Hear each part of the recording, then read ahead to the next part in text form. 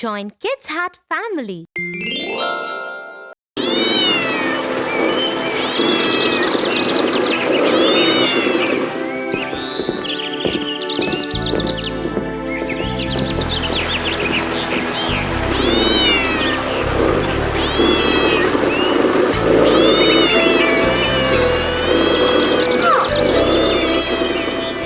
Lucky cat! If the other boys hadn't come, she would have lost the fight. She should have just run away instead of fighting with such a big dog. She was bound to lose against a dog. I don't think so, Tofu. Dogs are more powerful than cats, Tia. Maybe so. But when you have courage and fight with intelligence, you can win against anyone.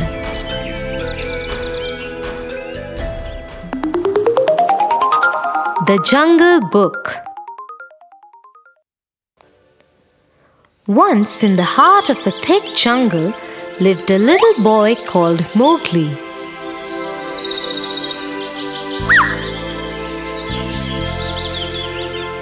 He did not belong to the jungle, as he was a human child.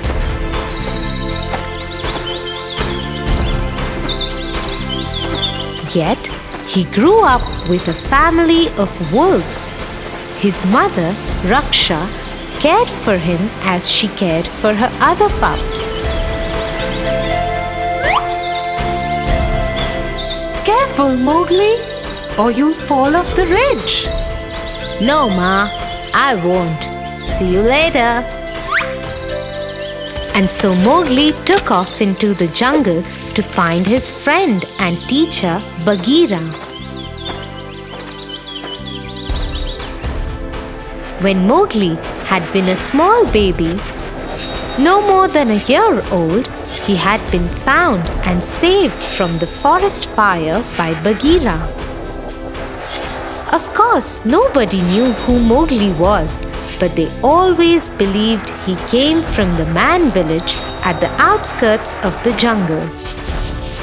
Bagheera had handed over Mowgli to the wolves so that he could have a family to grow up with. Since then, Mowgli had learnt the ways of the jungle from his family and his friends Bagheera and Balu.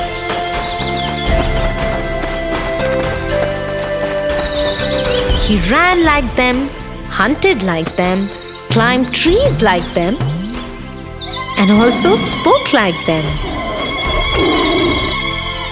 Hello, Bagheera. What are you going to teach me today?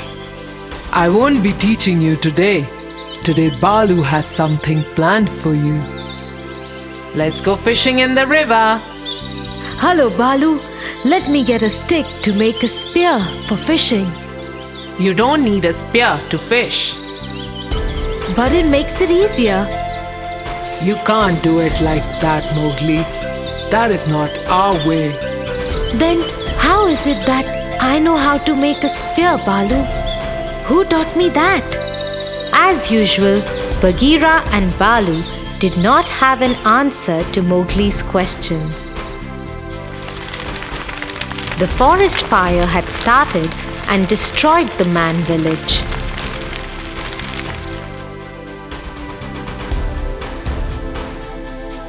And nobody lived there for a long time.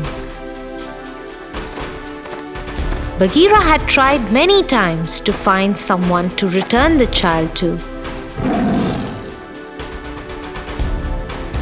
But no one was there.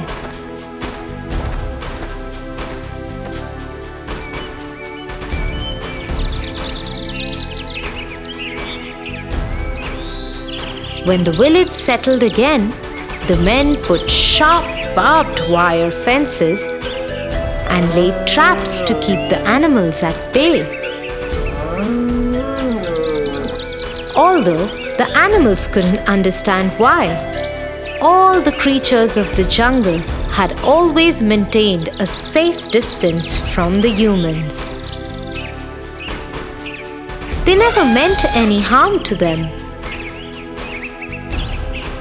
In any case, the fences and traps made it impossible for Bagheera to return the child back to the human world.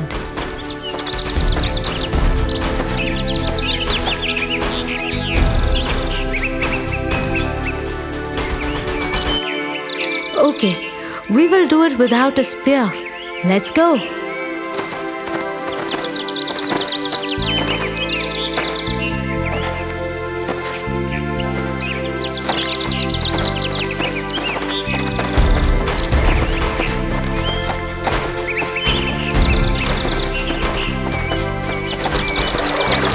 The trio set off to the river bank,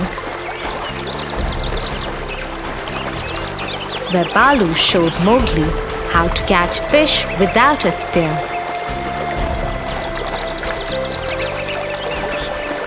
Balu would swiftly duck his head into the water and come out with fish in his mouth. Mowgli gave it several tries.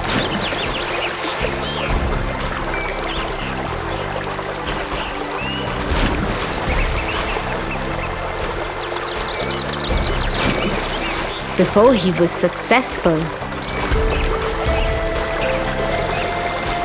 The day passed in the lesson, and they decided to head back to the wolf pack.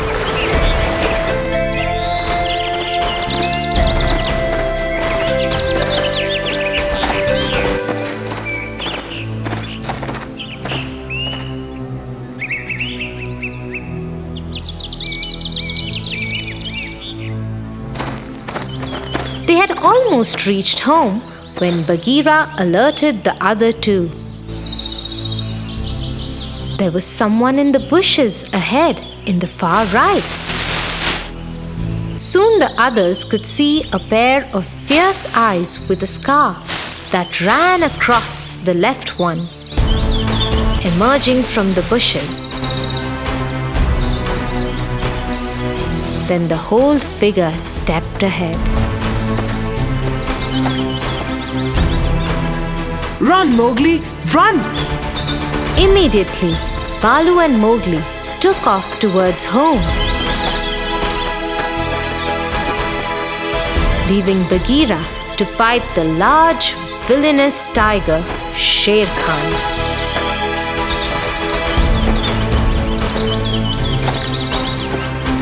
Bagheera and Sher Khan immediately leapt at each other.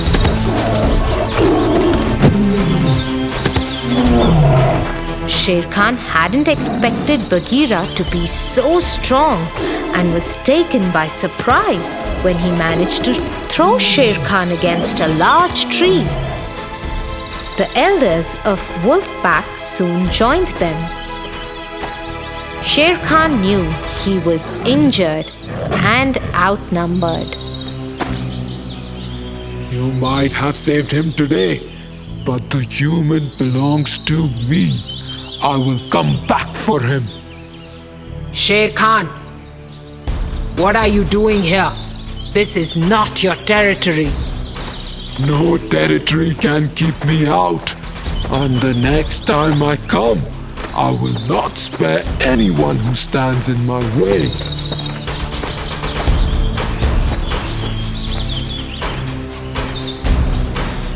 The jungle knew that Sher Khan's threats were not to be taken lightly, and soon worry spread in the wolf pack regarding Mowgli's stay and the pack's future.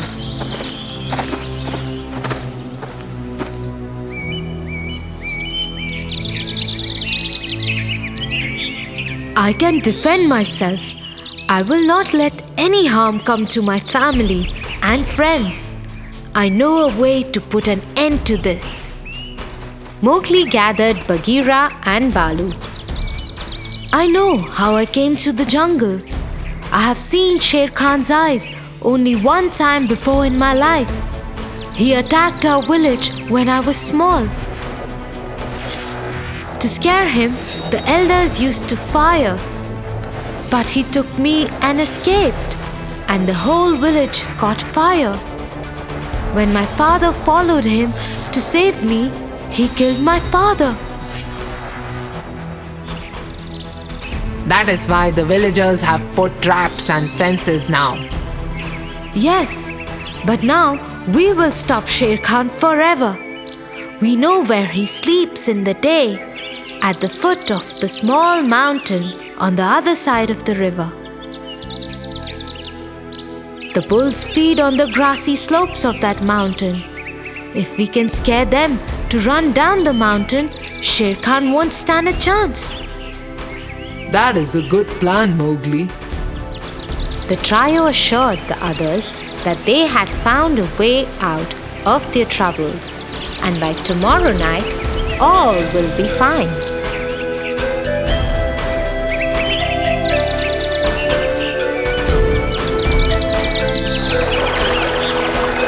Early next morning, the three set off for the mountain.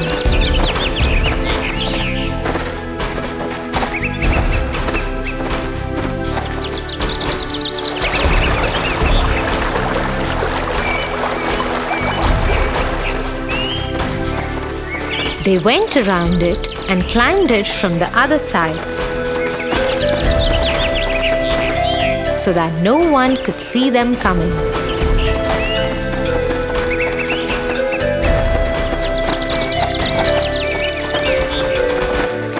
Once on top of it, they could see the bulls eating the grass. Ah! The three leapt at the quiet bulls and rushed towards them, screaming so loudly that the bulls got scared and started running down the hill to escape from them.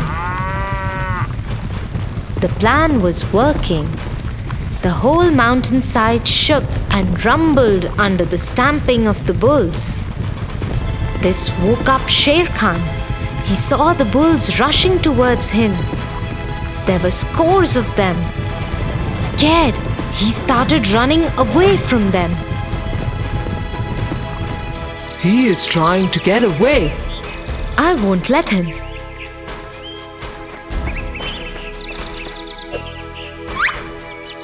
Mowgli took the tress and swung himself from branches of one tree to another.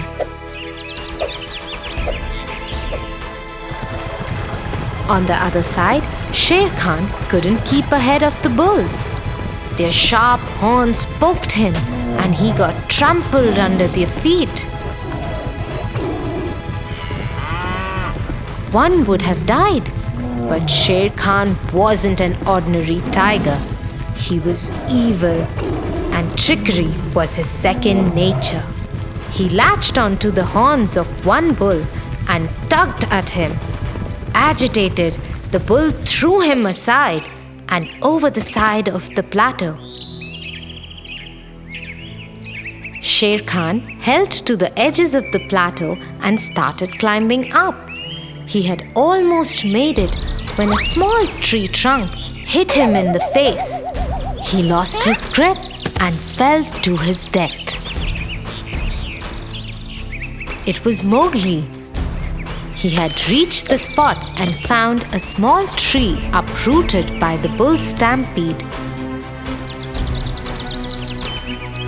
With his quick thinking, he had thrown Sher Khan to his end.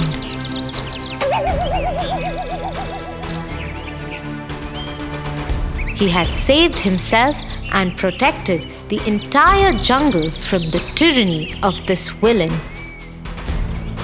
Bagheera, Balu, and Mowgli returned to the wolf pack where everyone rejoiced on hearing what had happened. So you see, Tofu, to win, you don't always have to be the strongest. If you have courage and think intelligently, you can win against anyone. Yes, Tia. Now I understand what you meant.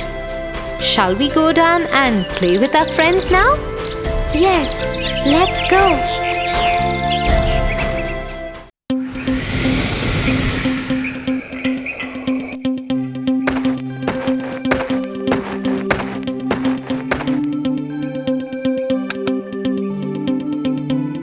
Good night, Tia. Good night, Tofu.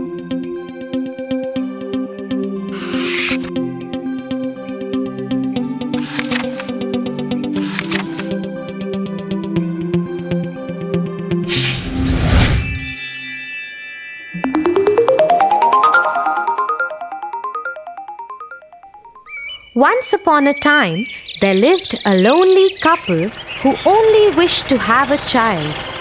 They lived in a little house all on their own.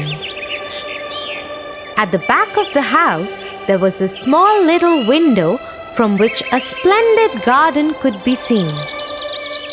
This garden was full of very beautiful flowers and herbs. No one dared to enter the garden as it belonged to a witch named Dame Gothel. One day, the woman saw a plant called rampion, which is used to make salads. Dear husband, I have a strong desire to have a salad made out of that plant. Oh, but that belongs to the wicked witch. Oh, please do something. I really want to eat those rampions. Okay, dear, I will try to get it for you. At midnight, the husband climbed the wall into the garden of the witch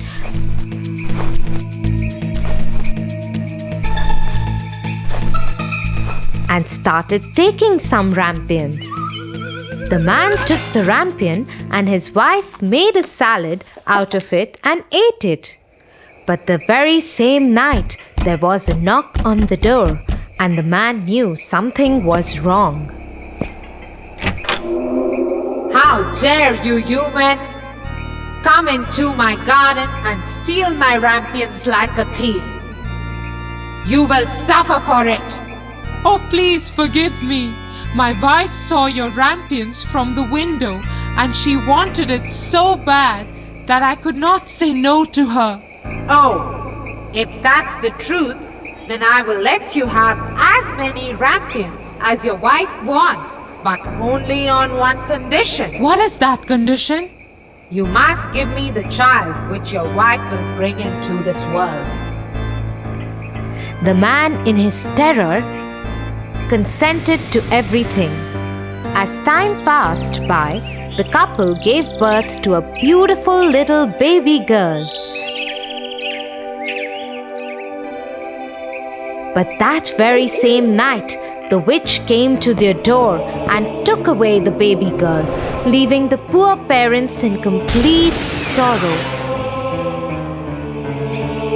You are such a beautiful looking girl. I will name you Rapunzel and take care of you. Ha ha ha ha ha. The witch kept her locked in a tower with no doors and stairs, but just a small little window. As the time passed by, Rapunzel grew into a beautiful girl with very long golden locks. But her beauty went in vain because the cruel witch never allowed her to go anywhere. Sad Rapunzel just used to stand at the little window and sing sad songs. When the witch had to visit Rapunzel, she used to ask Rapunzel to let down her hair.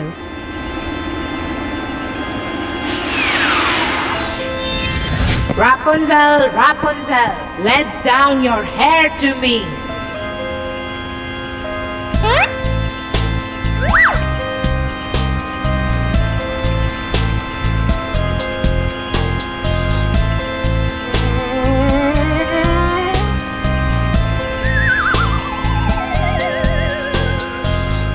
One day, when Rapunzel was standing at the window singing sad songs,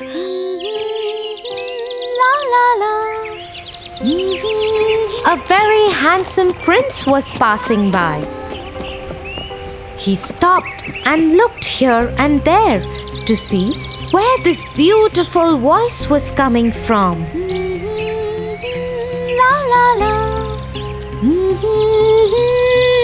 Oh, what a beautiful song! Who is singing so beautifully?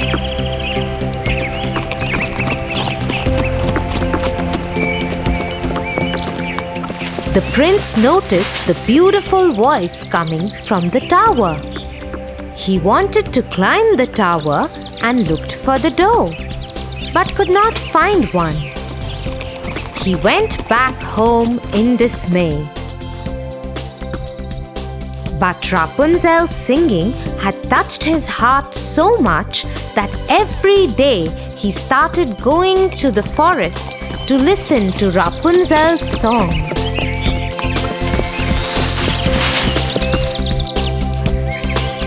One day, he was standing behind the tree when he saw the witch coming. And he heard what she said. Rapunzel, Rapunzel, let down your hair to me. Then Rapunzel let down her long, beautiful hair.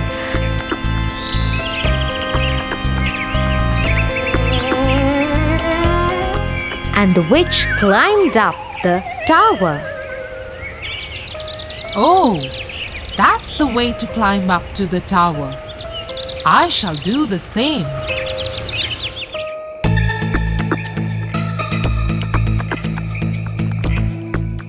The next day, when it began to grow dark, he went to the tower. Rapunzel, Rapunzel, let your hair down to me. Immediately the hair fell down and the prince climbed up.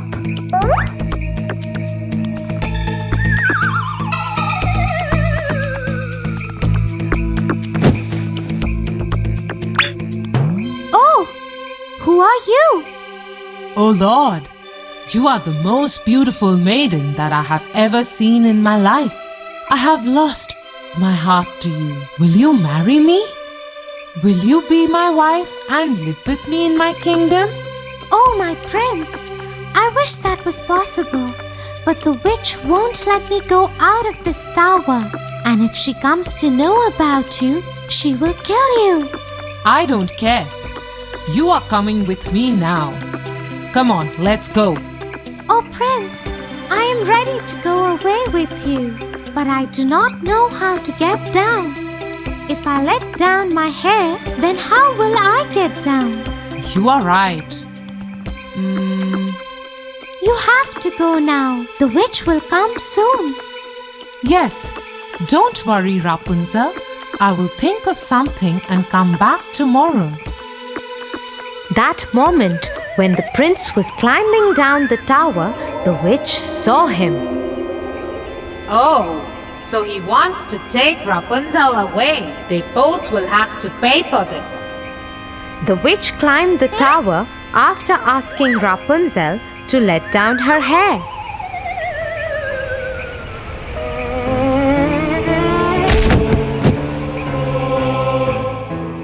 You treacherous girl!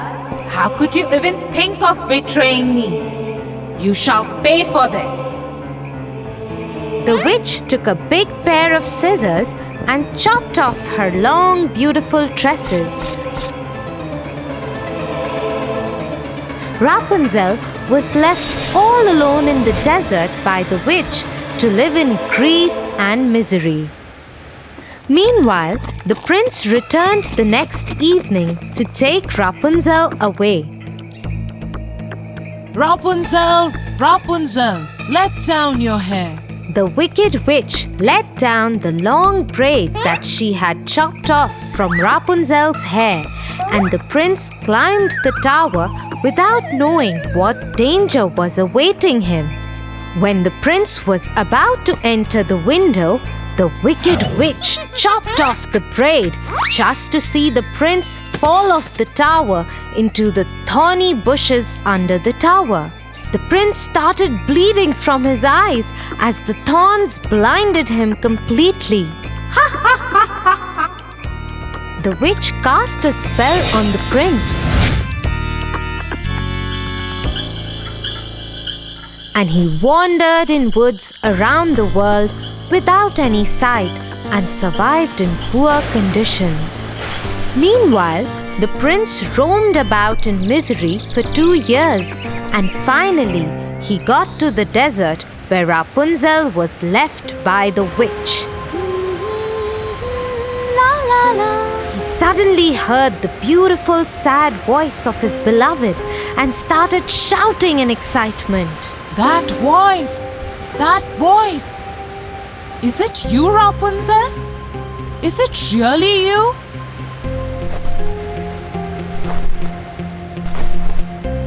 He went towards it, and when he approached, Rapunzel said, Oh, Prince, you finally found me. I missed you so much. I am so happy to see you that I can't stop crying. Two of her tears fell on his eyes and they grew clear again, and he could see with them as before. I can see again. Oh, my sweet Rapunzel, what have they done to us? Let's go back to my kingdom. He took her to his kingdom. After a year, Rapunzel gave birth to a pretty little baby girl who looked just like her, and they lived happily ever after.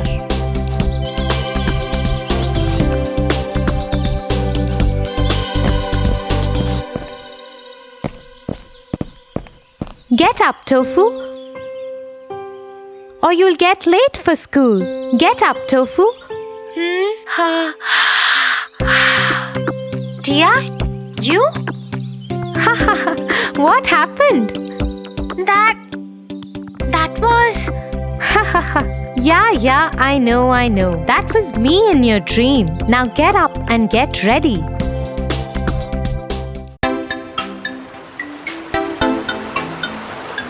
Tia, how important is it to be clever? It is important to be clever, but one should use it only for good reason, not to hurt someone. Come, I'll tell you a story of a clever monkey and a crocodile who thought he was clever but was actually a big fool. The Clever Monkey. Once upon a time, on a riverside, lived a monkey on a tree. The place was a paradise for him because just hopping on a stone, he used to reach a small island in the middle of the river, which was adorned by choicest and juiciest of fruits. In the vicinity of the island, there lived a crocodile couple. And every day they used to drool at the monkey, hopping in and out of the island. But the monkey was so clever that the crocodile couple never managed to lay their hands on the monkey. One day, the female crocodile said, "Dear husband, I have a plan to nab this monkey." None of our tricks have worked with this clever monkey. What brilliant idea do you have now? The female crocodile whispered in his ears, and all he could do was laugh sheepishly. The next day, when the monkey was busy feasting on fruits on the island, the crocodile very silently went and sat on the stone.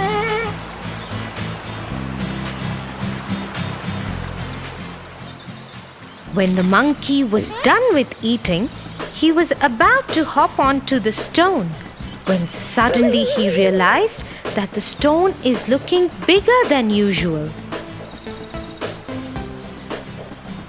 He understood that it was a crocodile waiting for him. He called out to the crocodile, "Is that you, Mr. Crocodile?" No, it's not me." And the monkey thought, how dumb could the crocodile get? So he thought for a second and called out to the crocodile, "Oh, you surely caught me this time. I'll make your job easier now. Just open your mouth and I'll jump into it on my own." The foolish crocodile opened his wide mouth with his eyes shut and waited for the monkey to jump.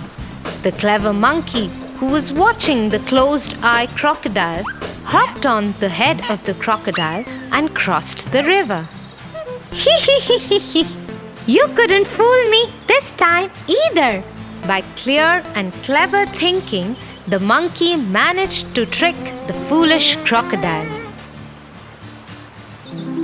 Ha ha ha ha! The crocodile was indeed a fool who got tricked by the clever monkey. Yeah, Tofu, and the moral is that we must think before we do anything, like that clever monkey and not like that foolish crocodile.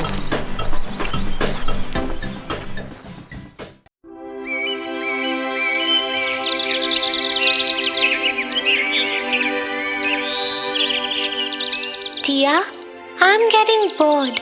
Will you please stop reading and talk to me? Bored? How can you get bored, Tofu? Why don't you write a story of your own? I can't think up a story, Tia, especially when I'm so bored. Looks like you haven't heard of Alice in Wonderland.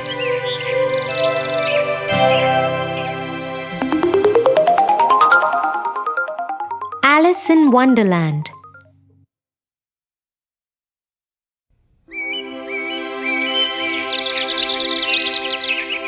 One sunny day, Alice was sitting next to her sister while she was reading.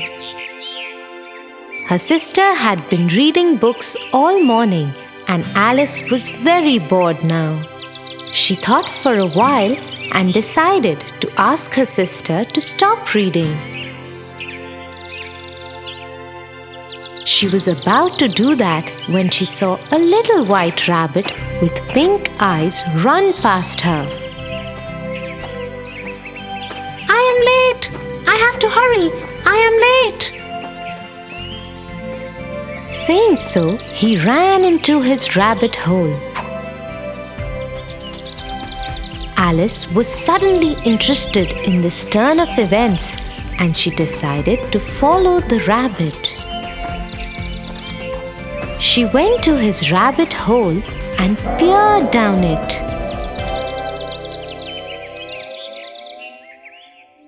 Suddenly, the hole gave away and Alice fell into it. She kept falling for what seemed like a very long time. Will I ever stop falling? What kind of a strange hole is this? At last, she landed with a thud in a big empty room.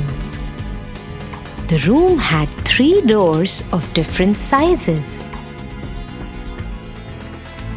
She saw the rabbit outside the smallest door before it closed shut.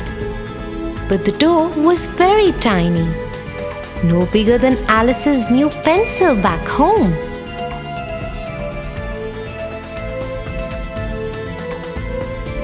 I must get on the other side of that door. But how will I do that? It is so small. Then Alice noticed a small table in the corner of the room. She went to it to find a small bottle of pink potion with the label "Drink Me" on it. Next to it was a small little key, the size of the smallest door's lock. I think this key belongs to that door. I wonder what this potion will do to me. Let me try. And so Alice took the key in one hand and drank the potion from the bottle. Suddenly, Alice could no longer see the top of the table. The empty bottle of the pink potion became too heavy for her and fell out of her hand. She was shrinking. What is happening to me? I am shrinking. Once Alice was small enough to go through the smallest door, the shrinking stopped.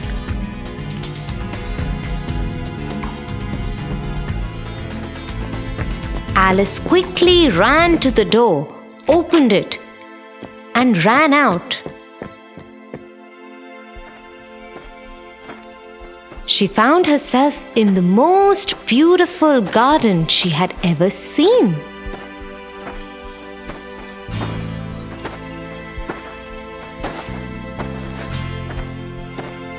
But she could not enjoy it because she was so tiny and all the flowers and plants were so big.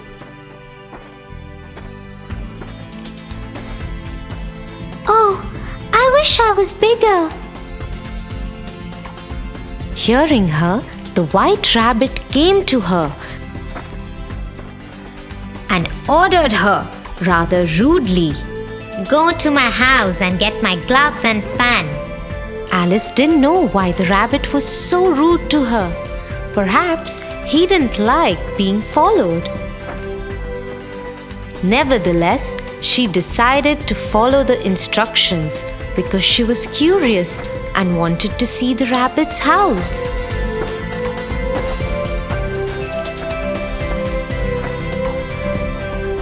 When she entered the rabbit's home, she saw a yummy-looking cake on the kitchen top. It had a sticker on its plate that said, "Eat me." Alice was really hungry by now. She'd even missed lunch, so she decided to eat the cake. As soon as she took one bite, she started growing again. Soon, she would not fit into the house. She could not see the rabbit's gloves anywhere, but grabbed his fan and decided to run out of the house. As soon as she came out, she started shrinking again. Oh no! What is this? Will I ever be back to my normal size again? One of my mushrooms makes you grow tall, and the other side makes you shrink. Alice turned to see who was talking to her. It was a caterpillar sitting on a mushroom. She quickly ate a piece from the side he was pointing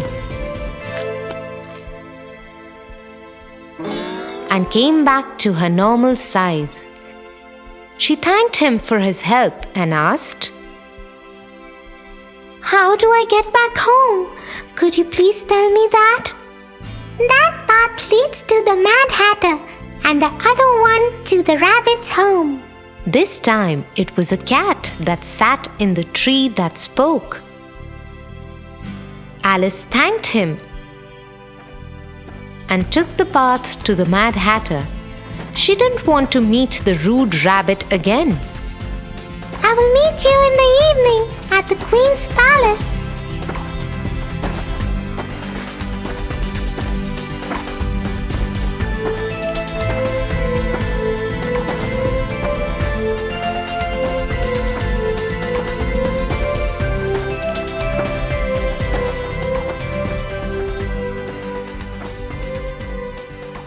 Halt. To go further, you must answer my question correctly. Oh, I love riddles. Please do ask me a question.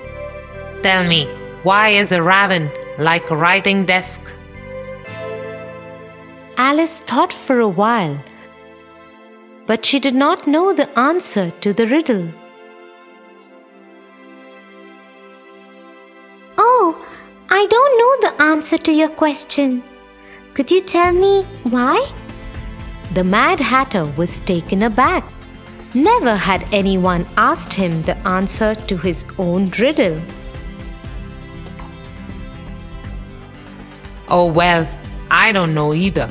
We don't know anything here. You can go ahead on the path.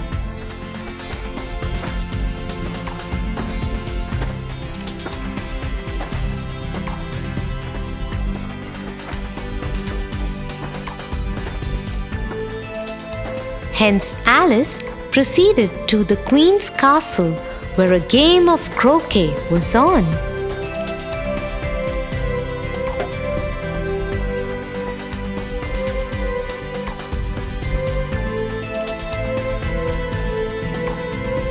The queen was very unkind and unreasonable.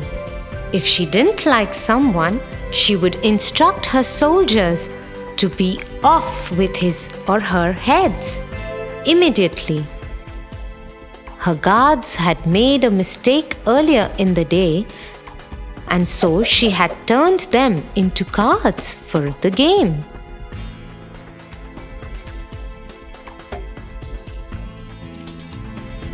When the queen saw Alice,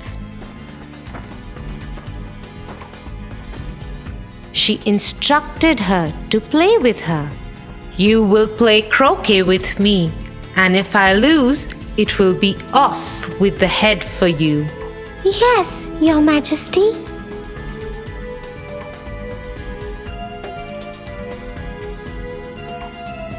Alice was very careful.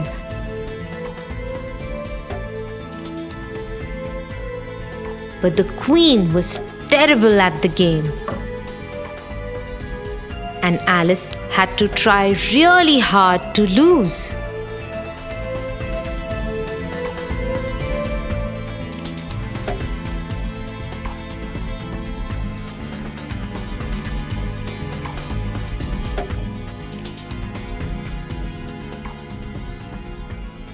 Ha! You lost. If I like, I will have your head for it. A trumpet sounded far off, and the white rabbit hopped forward. The royal court is now in session, and you will be tried. Tried? For what? I haven't even done anything. You have been accused of stealing heart-shaped tarts from the queen's kitchen. First, you don't know how to play croquet, and then you dare steal tarts from my kitchen? You should be punished. Off with her head. This is silly. I haven't even stolen anything. I just reached the castle and started playing with the queen. She looked at the white rabbit, the Mad Hatter, the caterpillar, and the Cheshire cat. They were all looking at her and smiling.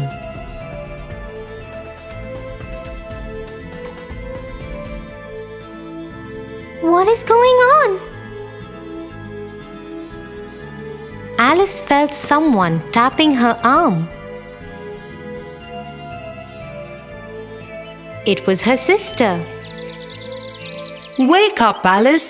You fell asleep sitting next to me. It's time for lunch." What a strange dream I had. I promise I will never complain of being bored while you read.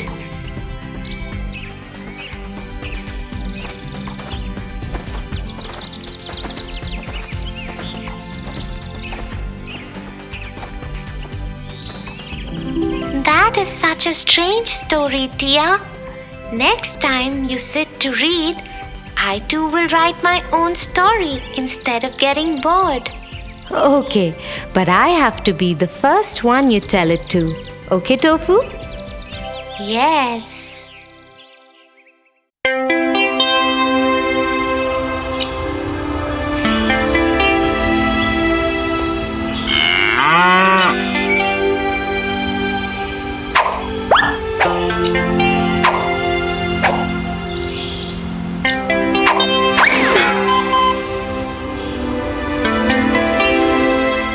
What are you trying to do, Tofu? I am trying to pluck mangoes from this tree, but the effort is going useless. That's because the mangoes are too far away and the stones are too heavy. Then what should I do, Tia? I really want those mangoes. Let me tell you a story. The Three Little Pigs. Once upon a time, there was a mama pig and three little pigs.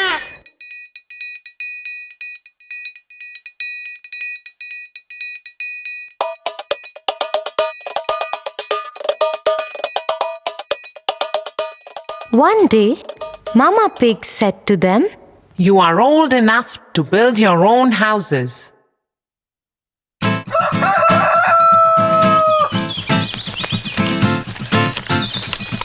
The first pig built a house of straw.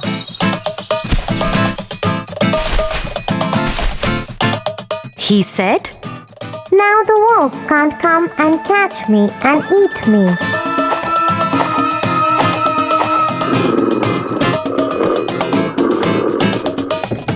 The second pig built his house with sticks, stronger than the first pig's house. He said, Now the wolf can't come and catch me and eat me. The third pig built his house with bricks, stronger than the second pig's house. He said, Now the wolf can't come and catch me and eat me. Next day, the wolf came to the house made of straw. The wolf knocked at the door and said, Little pig, let me come in. I will not let you come in, said the little pig. Then I will huff and puff and blow your house away, said the wolf. So he huffed and puffed. The house of straw fell down, and the wolf ate up the first little pig. Next day, the wolf came to the house made of sticks. He knocked at the door and said, Little pig, let me come in. I will not let you come in, said the little pig. Then I will huff and puff and blow your house away, said the wolf. So he huffed and puffed and blew the house away. The house of sticks fell down, and the wolf ate up the second little pig. Next day, the wolf came to the house made of bricks. Little pig, let me come in. I will not let you come in, said the little pig. Then I will huff and puff and blow your house away, said the wolf. The big bad wolf tried to huff and puff and blow the house down. But he couldn't. He kept trying for hours, but the house was very strong. He tried to enter through the chimney, but the clever third little pig boiled a big pot of water and kept it below the chimney. The wolf fell into it and died. So, the way the third wise pig managed to escape from the wolf without using weapons, but through his wisdom, would you be able to do the same?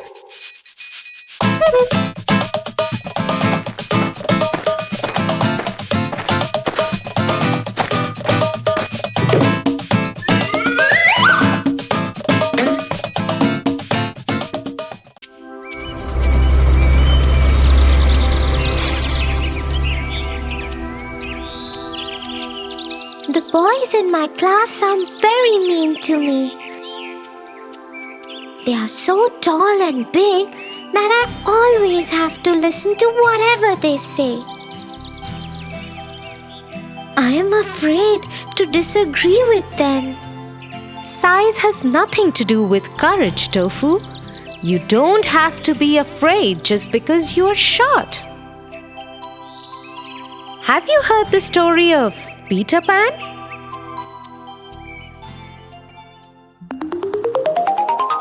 Peter Pan.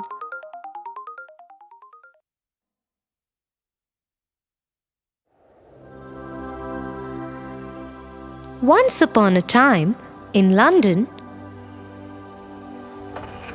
the Darlings went out to a dinner party, leaving their 3 children, Wendy, John, and Michael at home.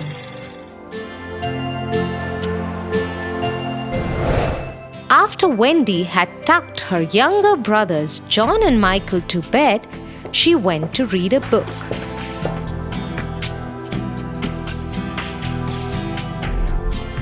She heard a boy sobbing outside her window.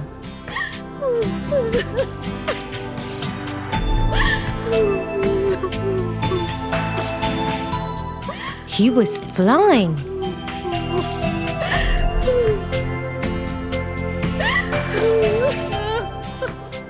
There was a little fairy fluttering around him.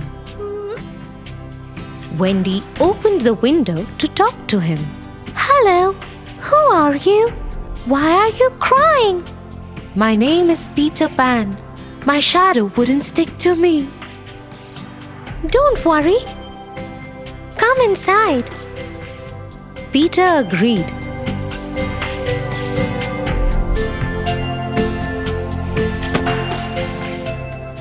Wendy took his shadow and sewed it to his shoe tips.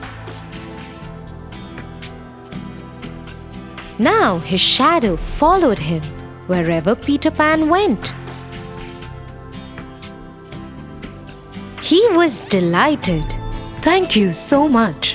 Why don't you come with me to my home? The Neverland. I live there with my fairy Tinkerbell. Oh, what a wonderful idea. Let me wake up John and Michael too. Could you teach us how to fly? Yes, of course. Get them. We will all fly together. And so it was. 5 little figures flew out of the window of the Darlings and headed towards Neverland. As they flew over the island, Peter Pan told the children more about his homeland. That island is Neverland. All the children who get lost come and stay with Tinkerbell and me. The Indians also live in Neverland. The mermaids live in the lagoon around the island. And a very mean pirate called Captain Hook keeps troubling everyone. Captain Hook? Yes, a crocodile bit off his one arm. So the captain had to put a hook in its place. Since then, he's afraid of crocodiles. And rightly so. If the crocodile ever found Captain Hook, it will eat up the rest of what it couldn't eat the last time. Soon they landed on the island. And to the surprise of Wendy, John, and Michael, Peter Pan let them in through a small opening in a tree. Inside the tree was a large room with children inside it.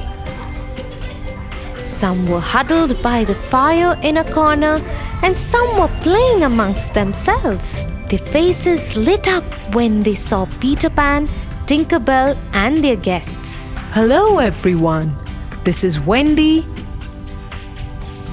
John, and Michael. They will be staying with us from now on. Hello, Wendy, John, and Michael.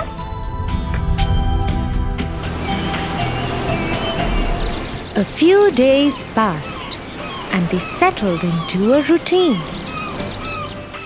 Wendy would take care of all the children in the day and would go out with Peter Pan and her brothers in the evening to learn more about the island.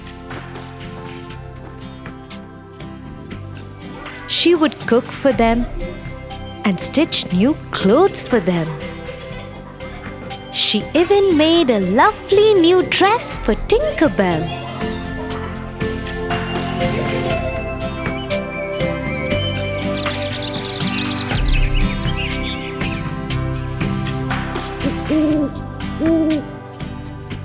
One evening, as they were out exploring the island, Peter Pan warned everyone and said, Hide! Hide!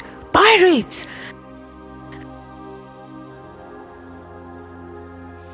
And they've kidnapped the Indian princess, Tiger Lily.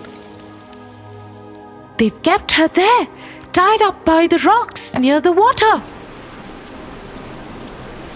Peter was afraid, and the princess would drown if she fell into the water.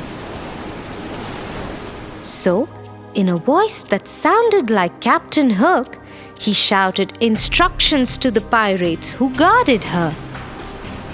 You fools! Let her go at once!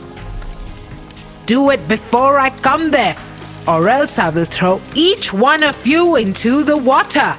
The pirates got scared and immediately released the princess. She quickly dived into the water and swam to safety of her home.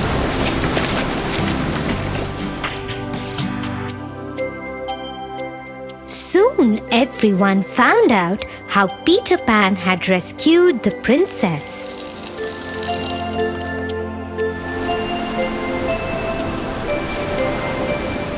When Captain Hook found out how Peter Pan had tricked his men, he was furious and swore to have his revenge.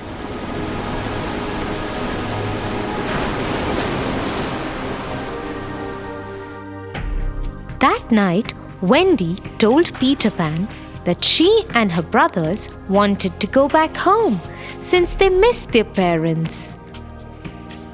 She said if the lost children could also return to her world, they could find nice homes for them. Peter Pan didn't want to leave Neverland. But for the sake of the lost children, he agreed, although a bit sadly. He would miss his friends dearly.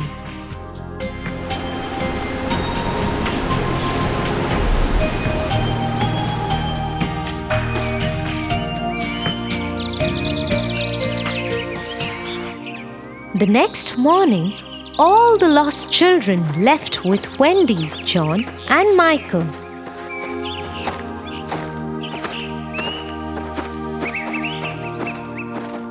But on the way, Captain Hook and his men kidnapped all of them.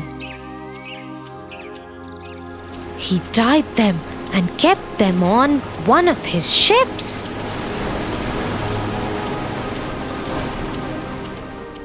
As soon as Peter found out about it,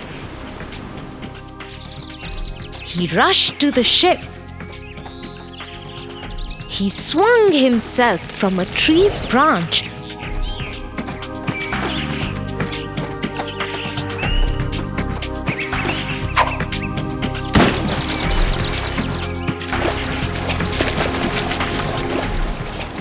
and onto the deck of the ship, where all the children were tied up.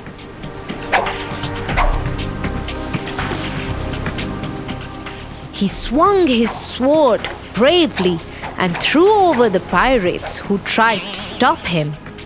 Quickly, he released everyone from the captor's ties. Wendy, John, Michael, and Tinkerbell helped all the children into the water, where their friends from the Indian camp were ready with smaller boats to take them to safety. Peter Pan now went looking for Captain Hook. Let us finish this forever, Hook. Yes, Peter Pan, you have caused me enough trouble. It is time that we finish this. With his sword drawn, he raced towards Peter Pan. Quick on his feet, Peter Pan stepped aside and pushed Hook into the sea, where the crocodile was waiting to eat the rest of Hook. Everyone rejoiced as Captain Hook was out of their lives forever. everybody headed back to London. Mr. and Mrs. Darling were so happy to see their children, and they agreed to adopt the lost children. They even asked Peter Pan to come and live with them. But Peter Pan said he never wanted to grow up, so he and Tinker Bell will go back to Neverland. Do visit us sometime, Peter Pan. I will, Wendy. Promise. And he flew out of the window with Tinker Bell by his side.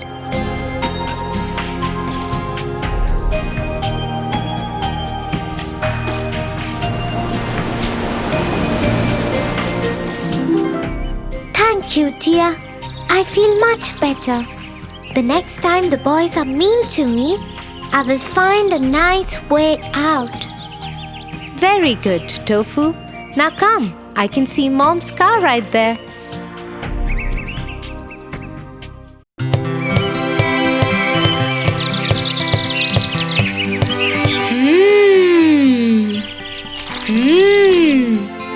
These cookies are so yum. I can eat them forever. Tofu, have you ever imagined what if these cookies become alive? Alive?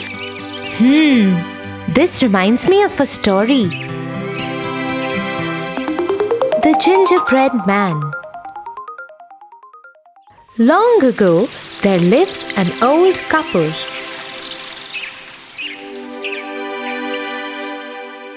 One day, the old woman cooked a gingerbread cookie in the shape of a man.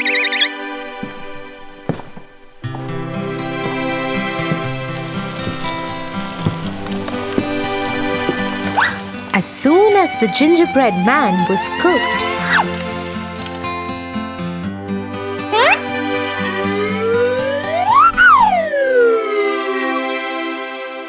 he jumped out of the tin and ran out of the open window, shouting, Don't eat me.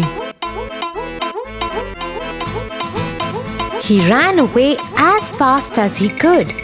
The old couple tried to chase the gingerbread man, but he was too fast for them. Soon, a hungry pig saw the gingerbread man and said, Stop! I would like to eat you. He too joined the chase. The gingerbread man was too fast and said, You can't catch me. I am the gingerbread man.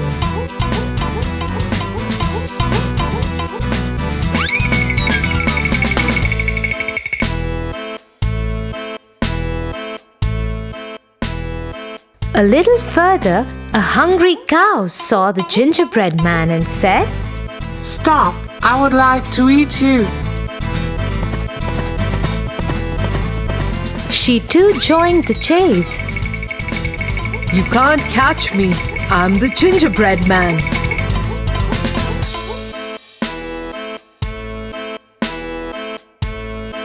Next, he met a horse.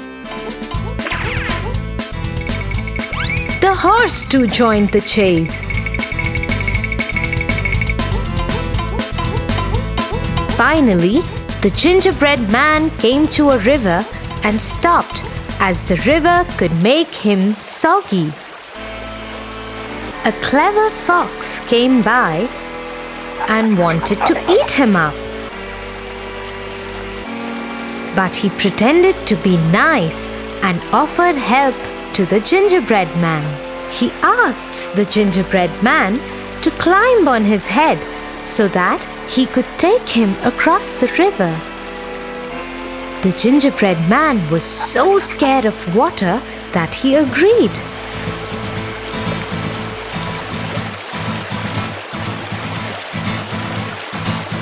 As soon as they reached the other side, the fox tossed up the gingerbread man in the air.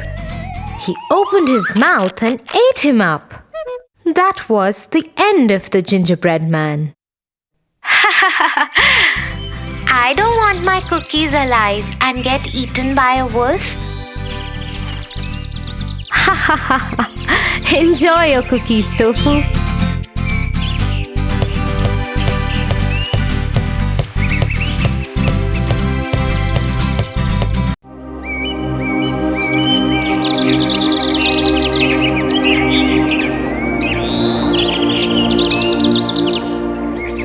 Tia, today I'm very happy. I met one of my friends who was acting all greedy and selfish in class. So I told him the story of the Pied Piper of Hamelin, and he soon understood the lesson. Really, Tofu? I haven't heard this one.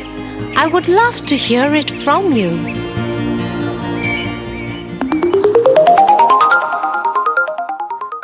The Pied Piper of Hamelin. Once upon a time, there was a town named Hamelin. The town was beautiful, bustling with energy and wealth.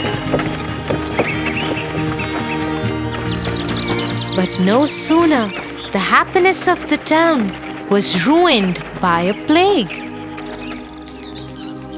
Plague of rats.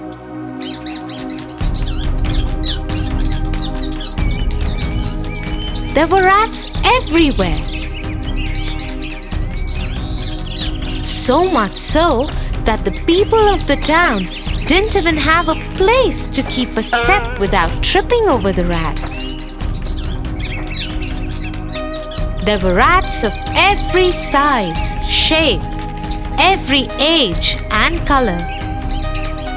Nothing worked as a remedy. Not even the cats were able to control the plague of rats.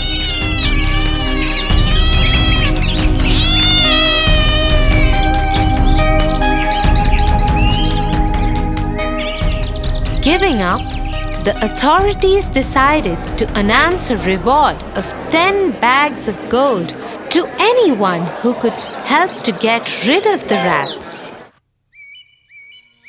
One day, a strange-looking man came to the town. He was dressed in their traditional dress, but all red in color. With a long, peculiar nose and big, wide eyes, he adorned his head with a feather in his hat.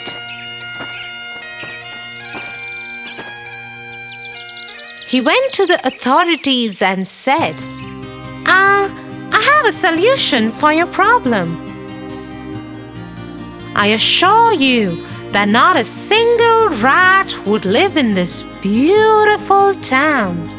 But I want 10 gold bags that you have promised as prize. The authorities were not very sure of his commitment, but still allowed him to give it a try, as they had no other option. Soon, the strange-looking man took out a Pied Piper from his pocket and started playing a very strange tune. Within no time, all the rats started coming out and following him.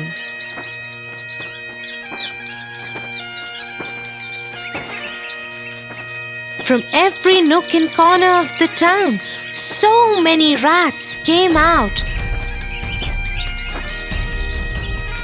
that the whole street was filled with them.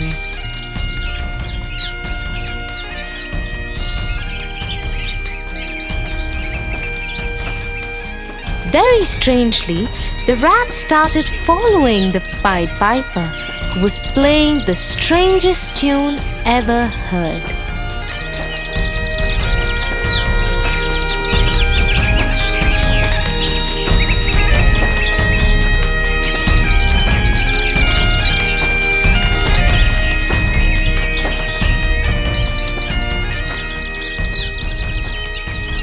The Pied Piper took them to the town's river and entered into it.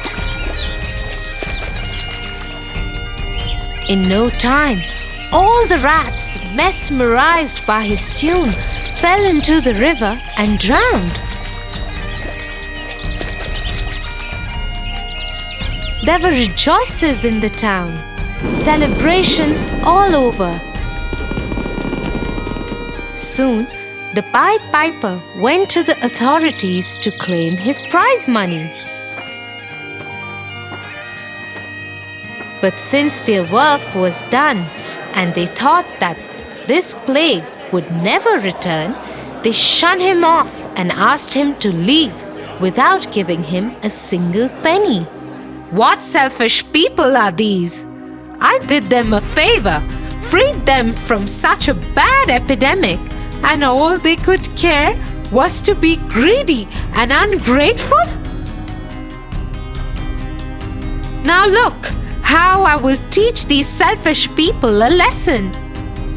The Pied Piper took out his pipe once again and started playing another strange tune.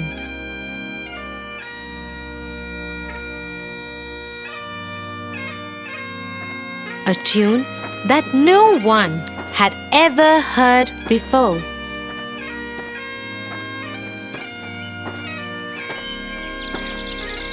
In no time, all the children of the town, mesmerized by the music, started following the Pied Piper.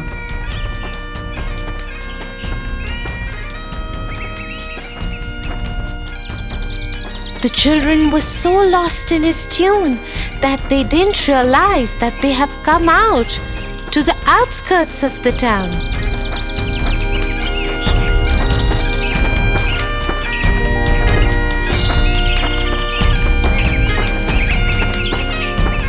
The Pied Piper took them to a cave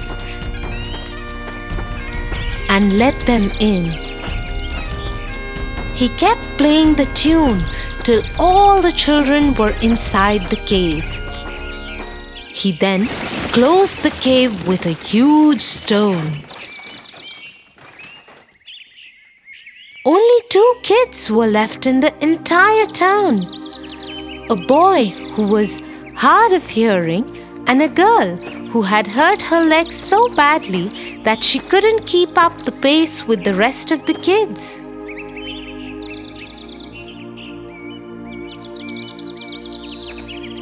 These 2 kids went back and told their parents about the Pied Piper and how he lured all the children into the cave.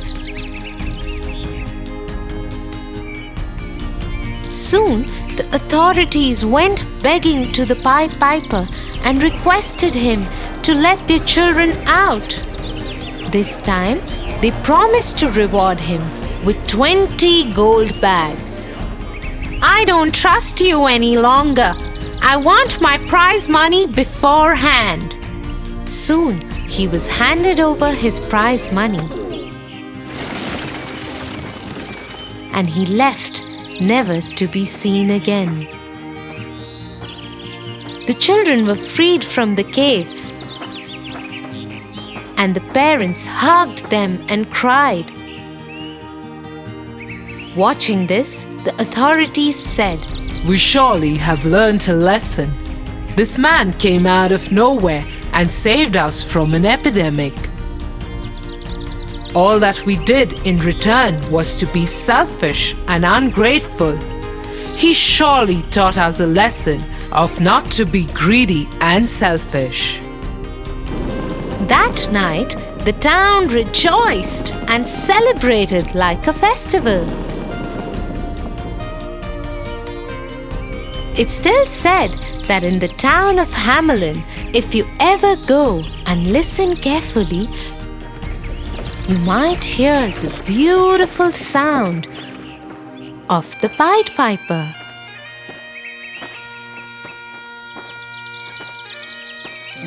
Tofu, I'm so proud of you. You must be a little naughty, but you surely are a good boy. Ha ha ha ha ha ha ha ha.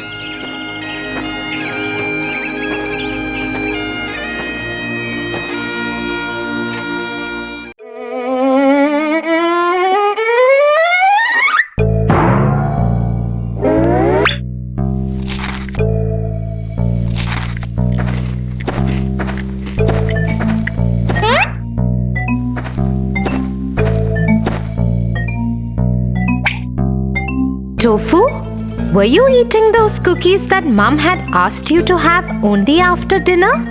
No, Tia, I wasn't. I just came in the kitchen to drink water.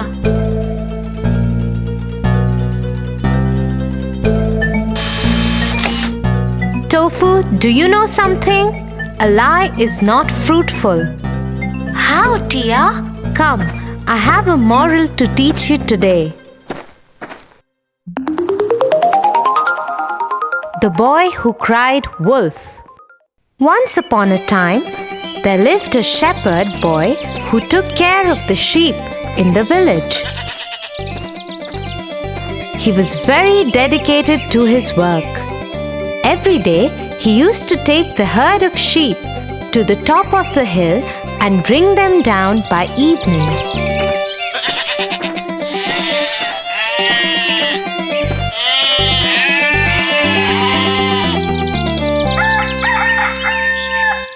But one day, he felt really bored. I am feeling so bored. All the villagers work together, but here I am, all alone, taking care of the sheep and no one else to talk to. What should I do?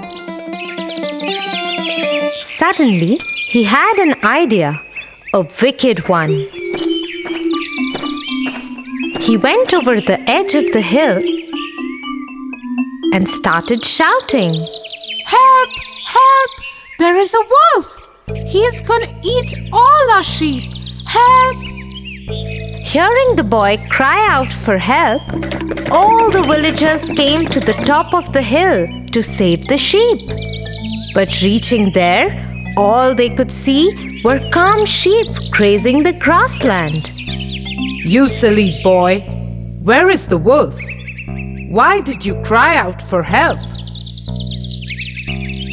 The villagers were very angry and left the place cursing the shepherd boy. This was so much fun!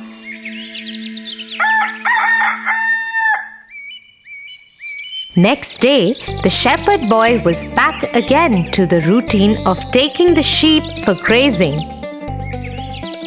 And yet again, he found himself completely bored. Let's try that prank again! The boy again went to the hilltop and started shouting. Help! Help! There is a wolf! He's gonna eat all our sheep! Help! Once again, the villagers, after hearing the boy cry out for help, ran to save the sheep. But once again came back after being fooled by the boy. This is not right. You would have to pay for this one day. With no regrets on his face, the shepherd boy went back to his sheep.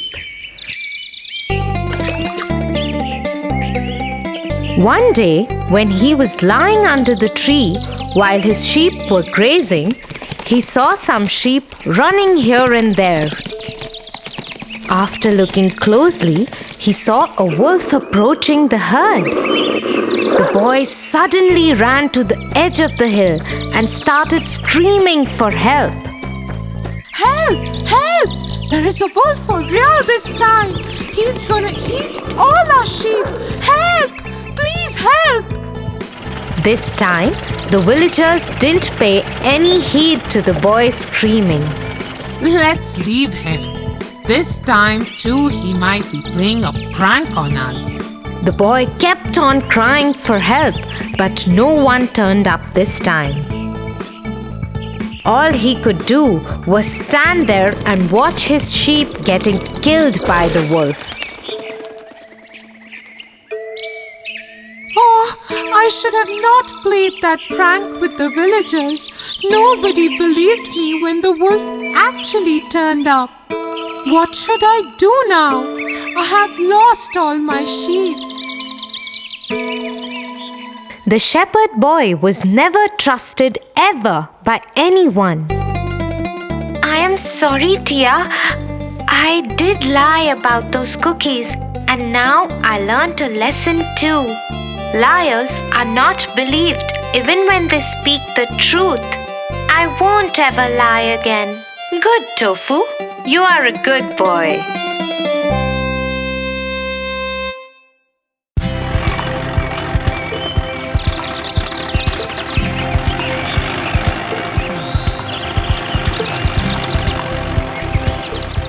Tia, I think we will take long to reach. Can you please tell me some interesting story? Why not, Tofu? Let me tell you a story about a princess and a bad fairy. Sleeping Beauty.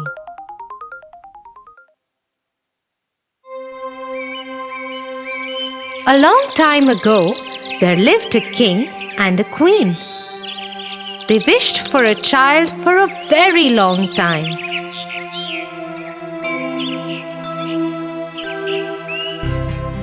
After a long wait, their wish came true. A beautiful girl was born to the king and queen.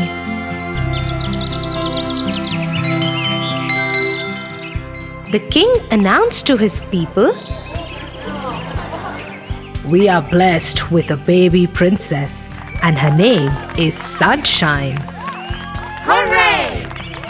said the people.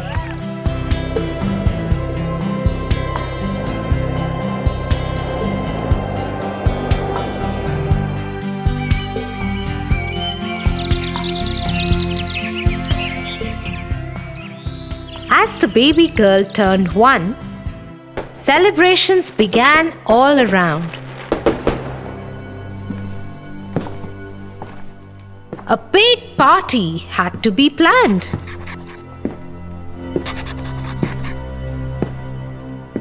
We must invite all the fairies. Yes, we must call them all. But not the Black Fairy. She is mean. She is bad.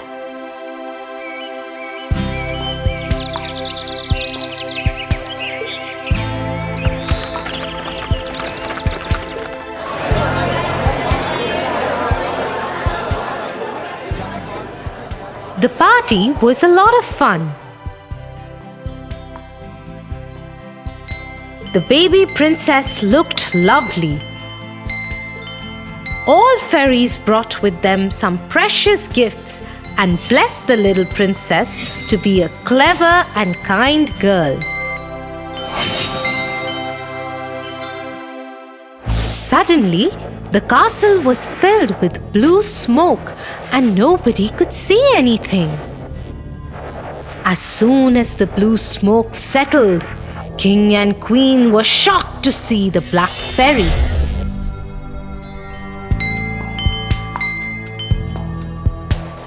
She saw that a beautiful celebration was organized and everyone from the kingdom was invited for the feast, including all fairies. She became very angry for not being invited, and that's why she cursed the baby princess. On your 16th birthday, before the sun sets, you'll prick on a spindle and die. She screamed in anger and vanished. Everybody was shocked. Suddenly, a young fairy who had not yet given her blessings to the little princess said, I can't take away the Black Fairy's curse, but I'll definitely try to help. When the princess pricks herself, she won't die.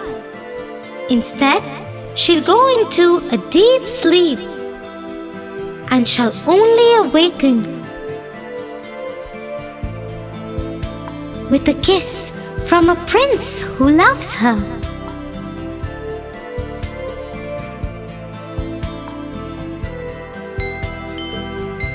After this, the king ordered to destroy all spindles and needles from the kingdom. Soon, There were no sharp things in the castle. Except for one, they didn't check in the tower.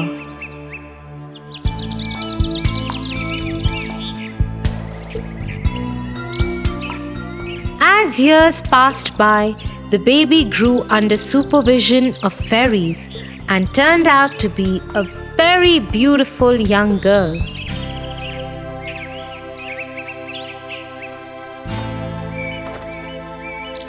When she turned 16, while roaming in the castle one day, she saw a magical light ball.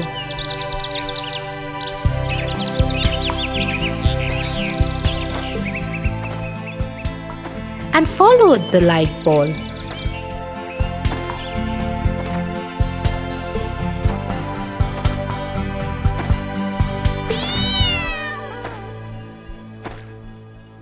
Which took her to the top of the tower in the castle. Inside, there was an old woman bent over a spinning wheel. Come here. You must try spinning this wheel.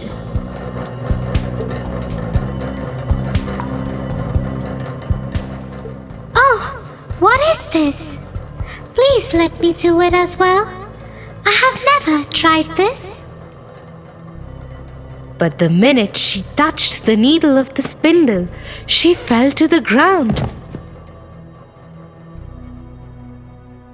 Black Fairy's curse had come true. Old woman, who was actually the Black Fairy, laughed and laughed and then disappeared.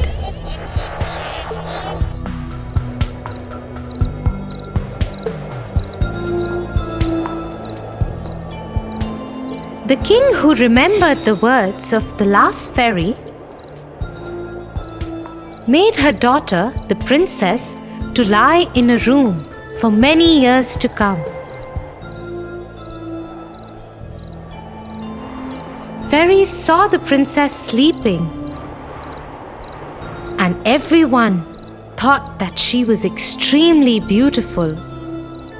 They all said at once, Sleeping Beauty. Soon, this name became popular in town, and everyone started to mention Princess as the Sleeping Beauty. The whole kingdom was sad. Fairies noticed this and decided, Let the whole kingdom fall asleep, so when the princess wakes up by her prince, she wouldn't be alone.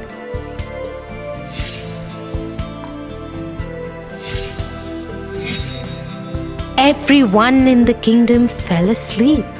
The king, the queen, the servants, soldiers, everyone in town fell asleep. Even all the animals fell asleep. Everything in the kingdom stopped. Soon, a thick forest grew around the castle and hid it.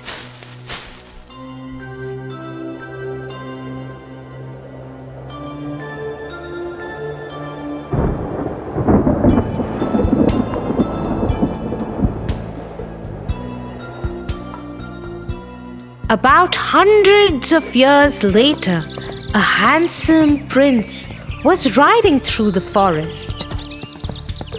He saw the strange-looking castle.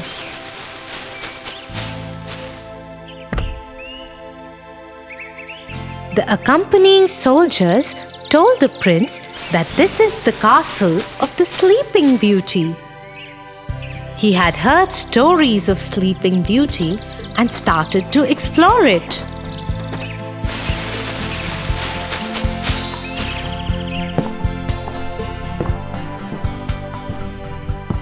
He was surprised to see everybody in the castle sleeping.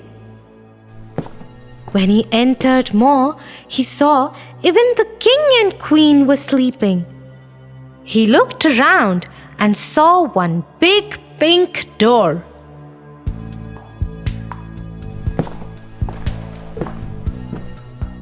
He tried to open the door, but it was difficult to open as it was closed for so many years.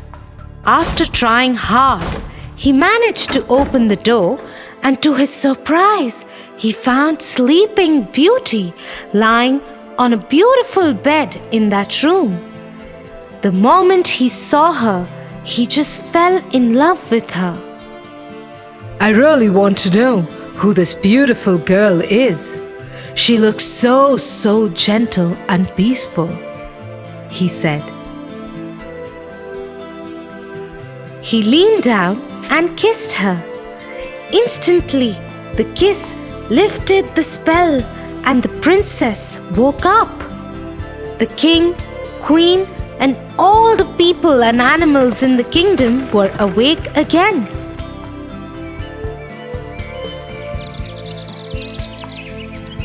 The kingdom was full of joy,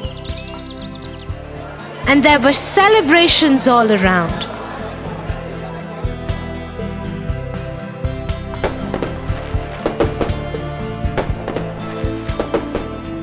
The prince and the princess soon got married and lived happily ever after. Wow! It means no matter if bad people think bad for you, there are always some well-wishers to help you out.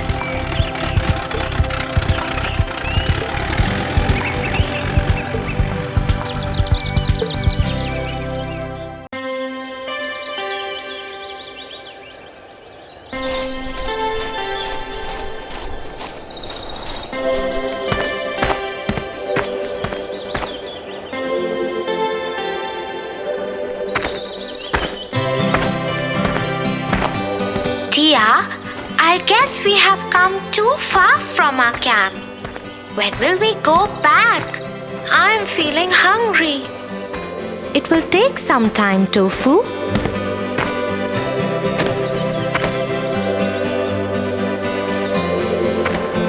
Those berries look yum.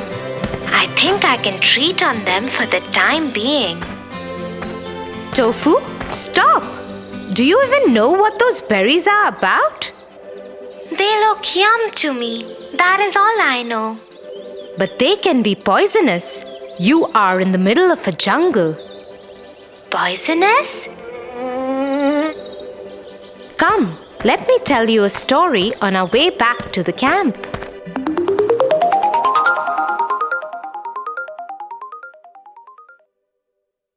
On a long sunny day, there was a fox walking in a desert. Hungry and thirsty, all that he could see was miles of sand and barren rocks. Oh, it is so hot. I need water badly. He kept on walking and suddenly he saw a well.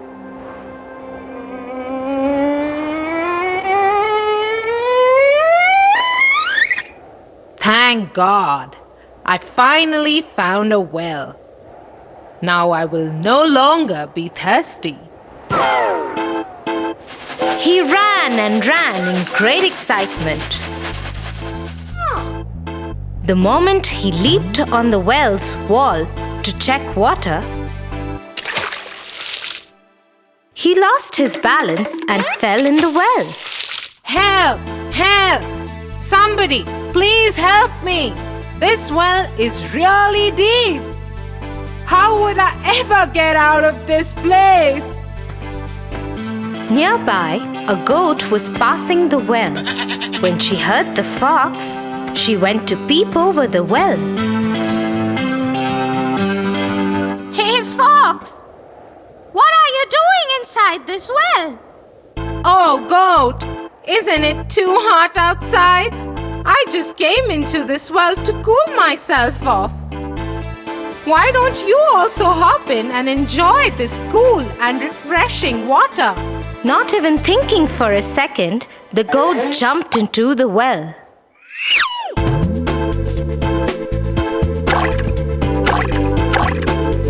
Hey, Fox! You were right.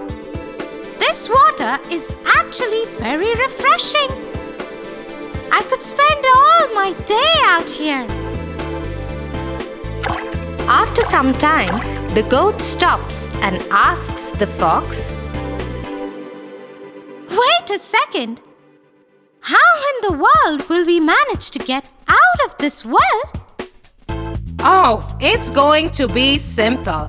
If you stand on your 2 feet and push me up, I can manage to reach to the top of the well and then pop out of the well. The goat, once again, without thinking twice, does as the fox said. Hey, fox!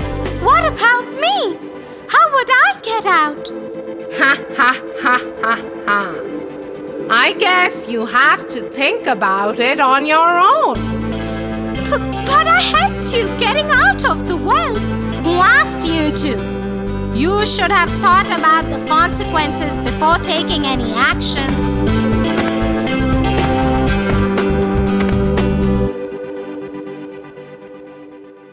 So one should look before one leaps. Yeah, Tofu, always. Because you never know what danger you might get into.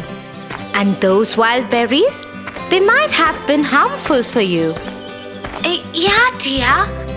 One should always check before taking a step further. Look, there is our camp, and I can already smell the dinner is ready. Yay! Let's go!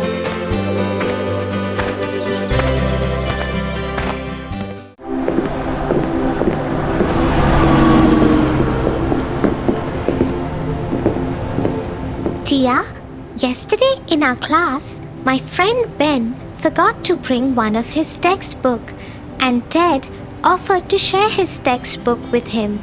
Ben promised Ted to help him in learning football after school.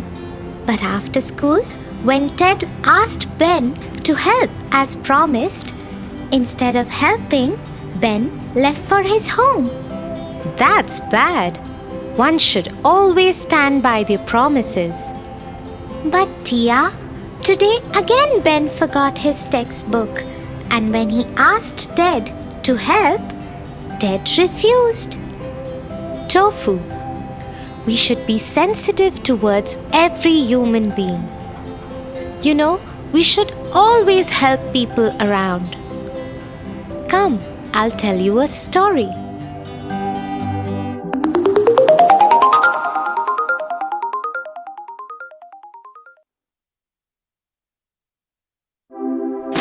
Once upon a time, there lived a beautiful princess in the kingdom of a very humble king.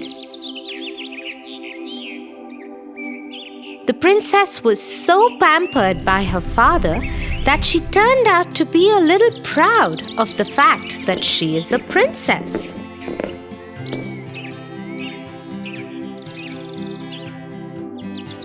Many a times the king asked her to be more humble towards the people around her, because that's the way a princess should be. I know, my little princess, that you are my pampered child. But you should be little more empathetic towards other people. Everybody is same. It's just that some are fortunate, some are not. But the princess just ignored what her father had to say and went out to play with the golden ball that her father had gifted her on her birthday. She loved the ball, but no sooner had she started playing that her ball bounced and went into a pond. Oh God, my favorite golden ball! I would give anything to get back my favorite ball. Anything! Hearing the princess cry out loudly, a frog leaped up and sat on a lotus leaf and said, Princess, I just saw what happened. I will get the golden ball back for you, but you have to promise me something. How in the world did the slimy frog talk? The princess only wanted her ball back, so she hurriedly said yes. What is it that you want in return? I want you to take me back to your palace and pamper me. I would eat with you, play with you, and sleep in bed with you. The princess was horrified at the very idea and had no intention of doing any such thing. She agreed to the condition as she thought the frog would not be able to reach the palace on his own, and she had no intention of taking him along with her. She told him to hurry and get the ball back and waited with bated breath for her golden ball. The frog jumped into the pond and in no time at all came back with the golden ball. She took the ball from him and ran back to her palace as fast as she could. Princess, come back! You promised to take me with you. You can't break your promise. But the princess ignored to his calling and ran as fast as she could. She was relieved when she reached her room and soon forgot all about the frog.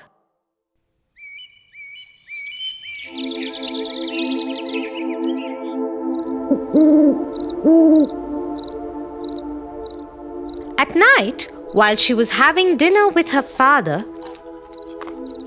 there was a loud knock on the door. Open the door, oh princess! It's me, the frog from the pond. You promised to keep me with you. Being a true princess, you should keep up to your promise now. Who is that? And what does he want? The princess, being a little scared of her father, told him about the afternoon incidents.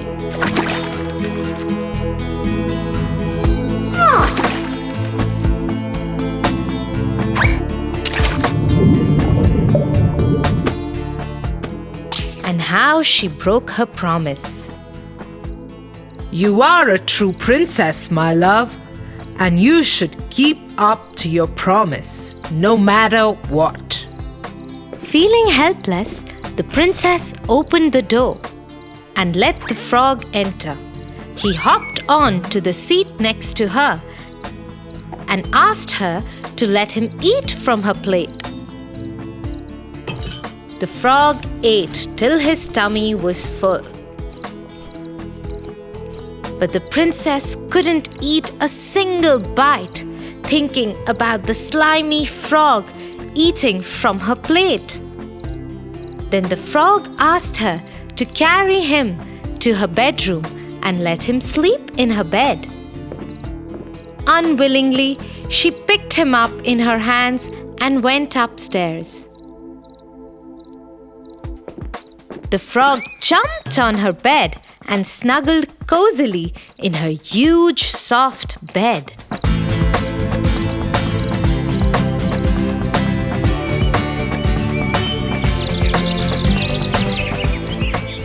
The next morning, the princess got up to find the frog missing from her bed.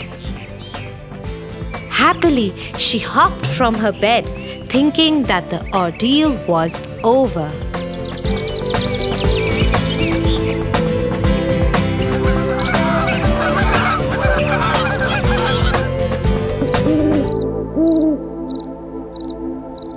But as the night fell, the knock again happened.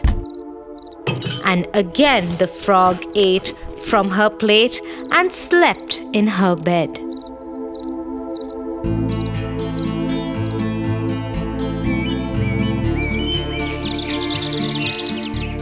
Feeling sad about sharing her food and bed, she went to her father and asked him if she could stop now. The king again told her that a promise was a promise and cannot be broken.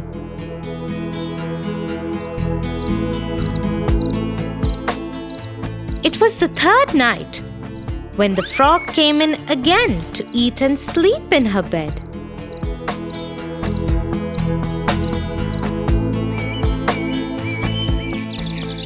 But the next morning, the princess was astonished to see that the frog was not in her bed. And a handsome young prince was standing next to her bed. What? Who are you? Where is the slimy frog? Dear princess, it's me, the frog. A witch cast a spell on me that could be broken only if a princess would let me eat in her plate and sleep in her bed for 3 nights. You broke that spell by keeping your promise, and here I am, standing in front of you. I am the prince from the neighboring country. Would you like to be my wife? Not able to resist the handsome prince, she said yes, but had something more to say. Oh, prince, I would love to be your wife. But how would you forgive me for being so rude to you? She was guilty like hell, but the prince was a humble man. He said, Oh, my dear princess, I can understand your reasons and I am ready to forgive you. But you have to promise me that in future you won't judge anybody by the way one looks or the job one does. Everyone is equal, and that's how they should be treated, equally. Saying this, the prince took her in his arms and decided to take her to his kingdom, where they lived happily ever after. Oh, Tia, you are right. We should always keep our promises and help people in need. Thanks for the lovely moral story. Come, Tofu, let's go and play some games now.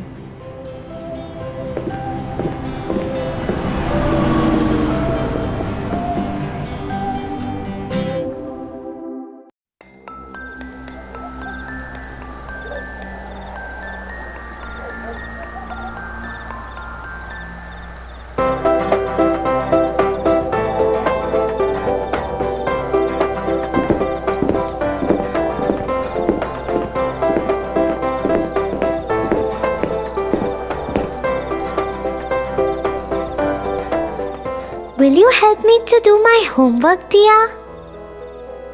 Tofu, it's dinner time and you haven't completed your homework yet? I hope you know that your teacher will be really angry. I will do it after this cartoon, Tia. But please help me so that I can finish it fast. You have been watching TV all day. You should get up and do your homework first. My hand has been hurting since morning. I'm giving it some rest. Also, dear sister, will you please get my bag and pencil box from the room? Excuses and more excuses. He should know his priorities right.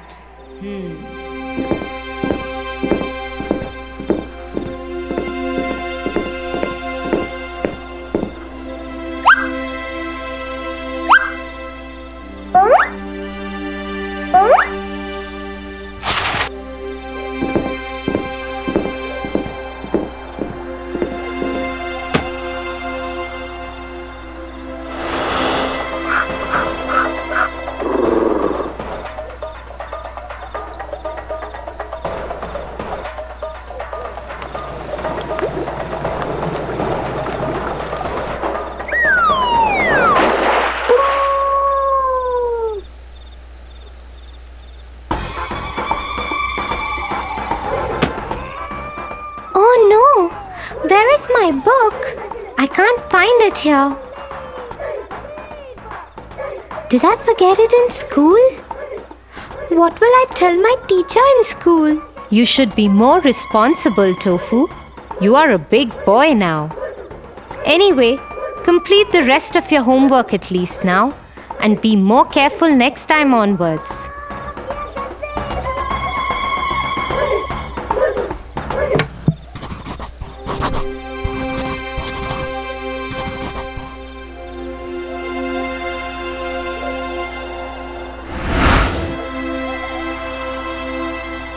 So, Tofu, let me tell you a story.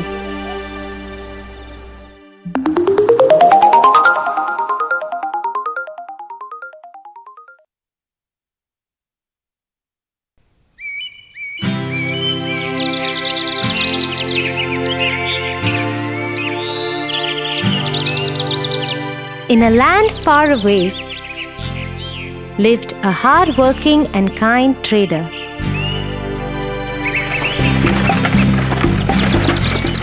Mostly he traded in salt.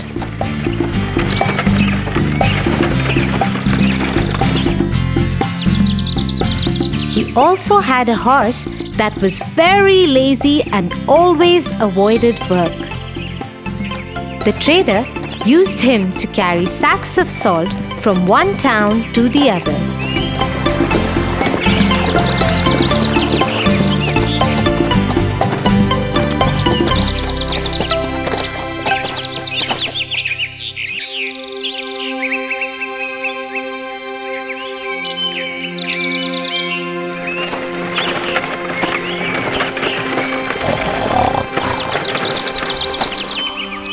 Here, let me load these sacks up and let's go to the town across the river to sell this salt.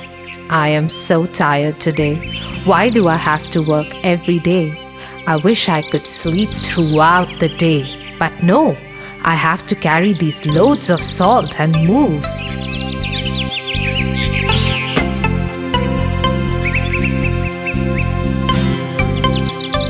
Come on, horse, start walking. Cross that bridge. Until then, I'll pack some food for myself.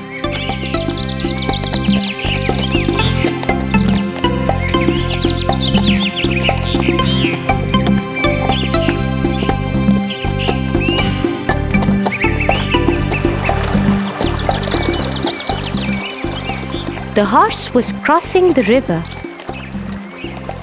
Suddenly, he slipped and fell into the water. As he was carrying sacks of salt on his back, the salt got wet and dissolved in the water.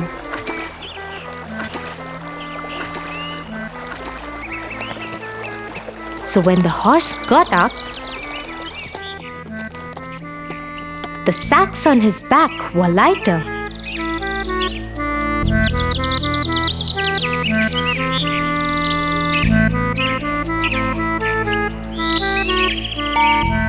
The horse thought to himself, "Wow, this seems to be a good idea. Every time I dip in the river, the salt would dissolve and my burden could be less. I must try doing this more often. I hope Master is not watching."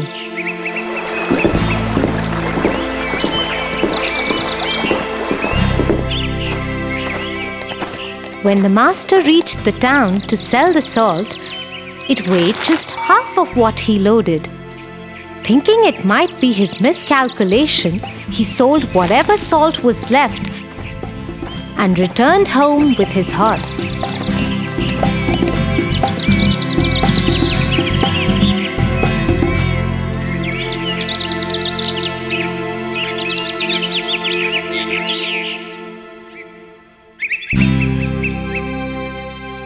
The next morning, he again loaded his horse with the sacks of salt and started to pack his food.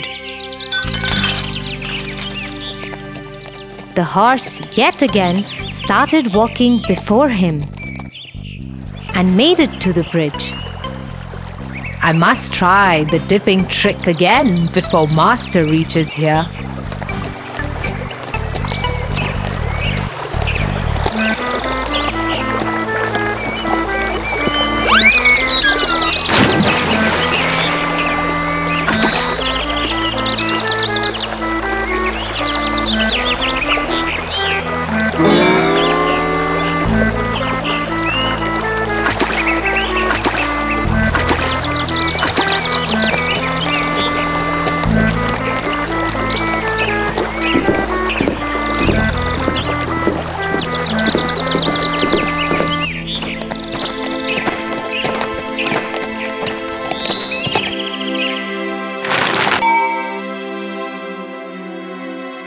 trader got really confused as the sacks started weighing lesser every time.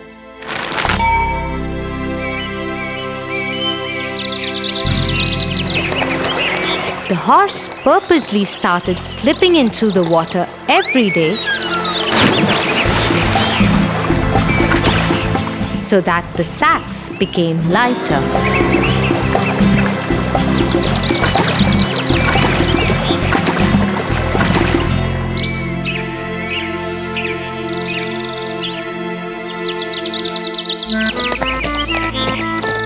One day, the trader followed the horse.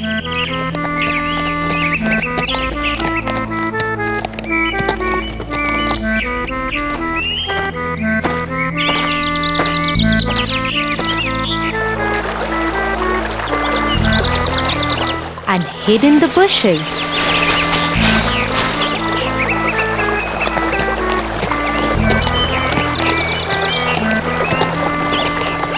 To his surprise, he noticed the horse's new trick.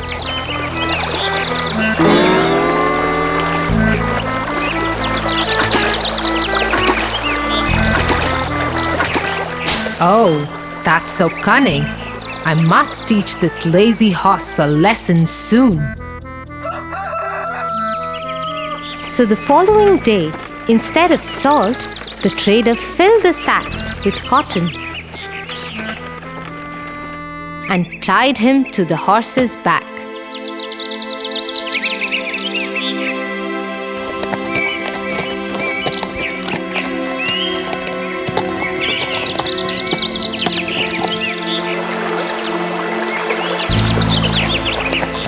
Out of his new habit, the horse purposely fell into the river.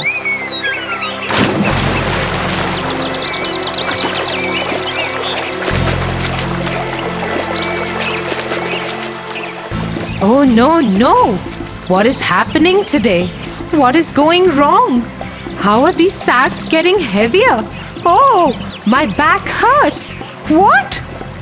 This time, as the sacks were filled with cotton, it soaked water and became heavier. The horse dipped again and again in water, thinking to drain the salt off somehow, but all went in vain. He somehow managed to get up and cross the bridge.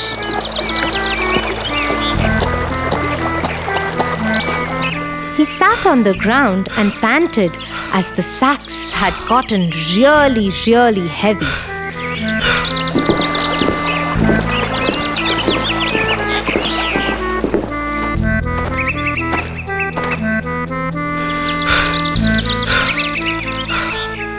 The trader laughed at him and said, Horse, I am your master. This is your work. I work very hard and worship my work. I don't make excuses or find tricks to fool others and avoid work. I must teach you to never repeat this and avoid your work. The horse learned his lesson and never tried to avoid his work again.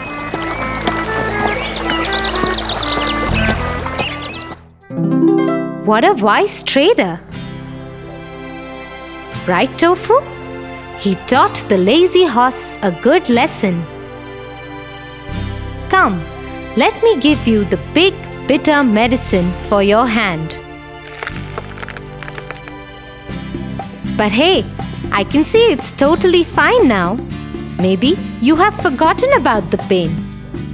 Tia, I never had any pain. I just wanted to sit and watch cartoons. I was the lazy horse today. I am sorry, Tia. I'm really worried about my teacher scolding me tomorrow.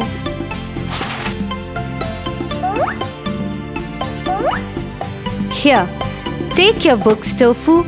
I also was the trader today. I just wanted you to learn a lesson.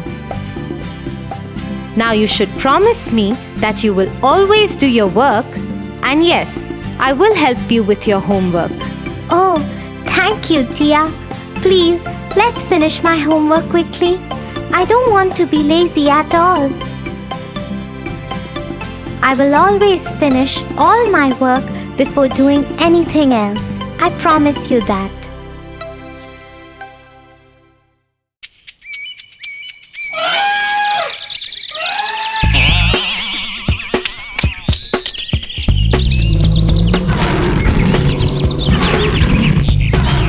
Look, that's a wolf out there. He looks so big and cunning. Yeah, Tofu. Wolves are known to be clever and cunning. My childhood memories with wolves are quite interesting, especially the story of the wolf and the 7 little goats. The wolf and the 7 little goats? Wow! I haven't heard that one. Tell me the story, Tia. The Wolf and the 7 Little Goats. Once upon a time, there lived a mama goat and her 7 little kids. Theirs was a happy little home. All the 7 little kids used to play in the meadows, into the wild with the butterflies and birds singing along. Their days used to go in complete harmony and bliss. Until one day, a big black wolf noticed these little kids playing in the meadow. Ha ha ha! Such an easy treat they are for me. I haven't eaten since ages. I'm sure these would make delicious lamb chops for my dinner tonight. He waited for the moment when the mother goat would leave her kids alone, patiently hiding in the bushes. Children, I'm going to the market to buy bread and cookies for you. I'll be back by evening. Just make sure you remain conscious of this big bad wolf. But Mommy, how would we know if it's not you? The wretched wolf can easily be recognized with his hoarse voice and black feet. Don't open the door, or else you little ones would get into danger. Don't worry, Mommy. We would take care of ourselves. The mother goat went off to the market and the kids made doubly sure with the locks on the door. After making sure that they are safe in their little home, off they went to play when suddenly there was a knock on the door. Hello, my children. Open the door. Your mother is back. Hearing the voice, the youngest one scampered to the door. Mommy, she's back. In no time, the eldest one ran to catch his little sibling. No, it's not our Mommy. She hasn't got such a rough voice. And then, looking at the door, the eldest kid shouted back saying, Go away, you big bad wolf. Our mother doesn't have such a hoarse voice.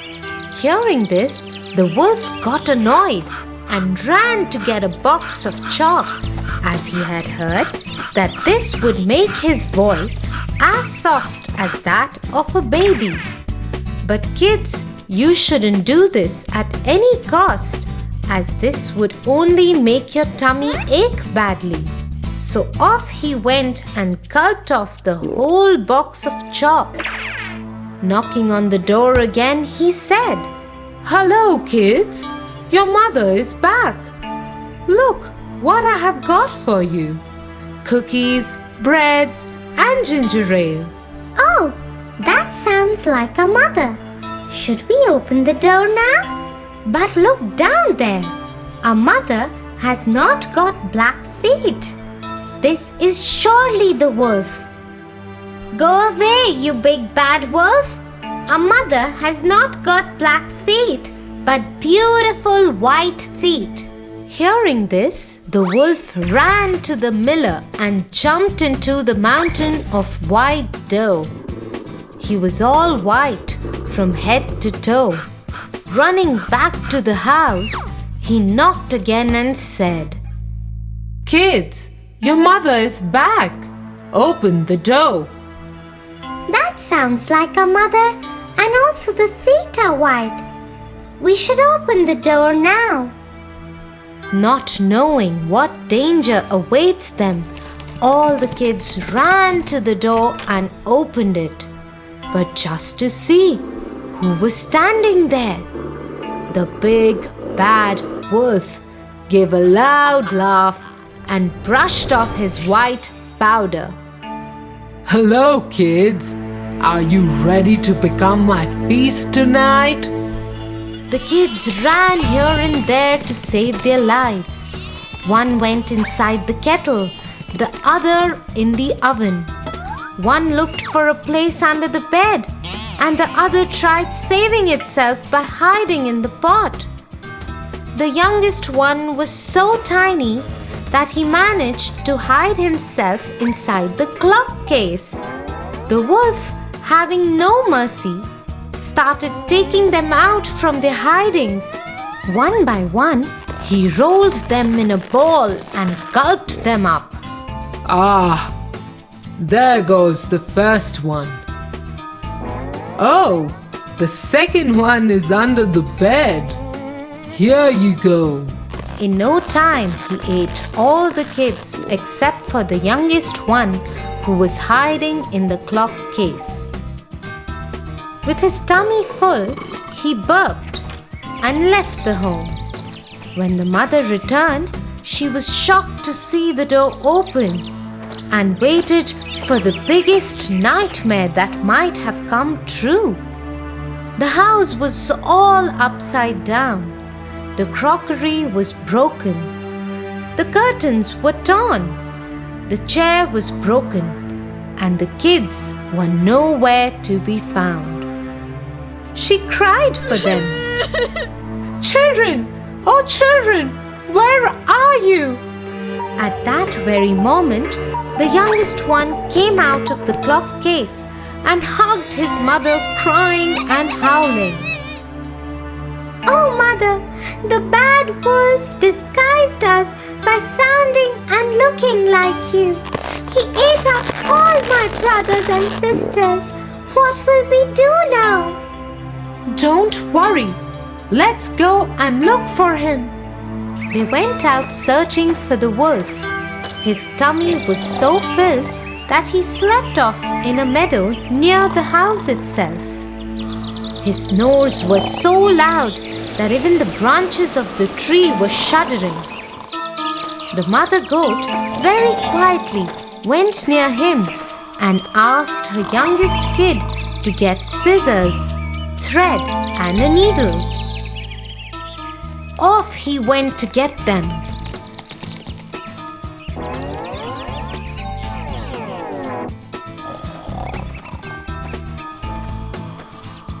The mother goat very quietly slit open his tummy and took out all her kids from his tummy. They then filled up his tummy with stones as big as balls, and then she stitched the tummy with the thread and the needle. The wolf had such a huge feast after so long, and he slept all night. In the morning when he got up, he was so thirsty that he tried running to the well. But his belly was so heavy that he could hardly walk. He picked up his belly and managed to reach the well. But the moment he bent down to drink water, he couldn't handle the weight and fell in the well. The kids were looking at all of this from their window and shouted happily, Mommy, Mommy, the wolf has died. Now we can play freely outside without any fear. And they lived happily ever after. "Now that was one cunning wolf," But Tofu, if you be bad to others, bad happens to you too. Always remember that. Yeah, Tia.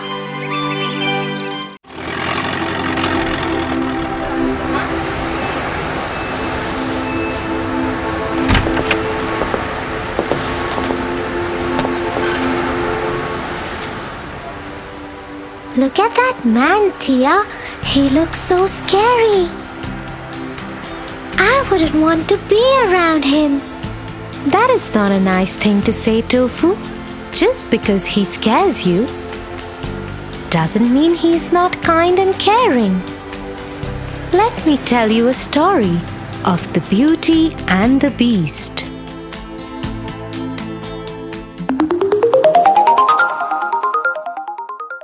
The Beauty and the Beast.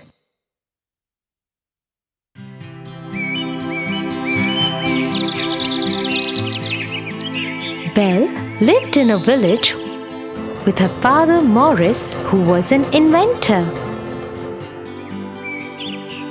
One morning, as she was returning from the market, a hunter named Gaston stopped her. Gaston was an arrogant young man. Everybody in the village knew he always got what he wanted.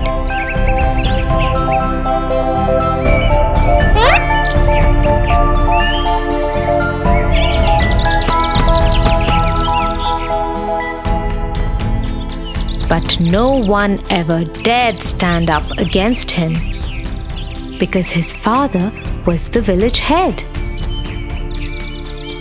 The only person who paid no attention to Gaston was Belle. But Gaston was obsessed with her and wanted to marry her.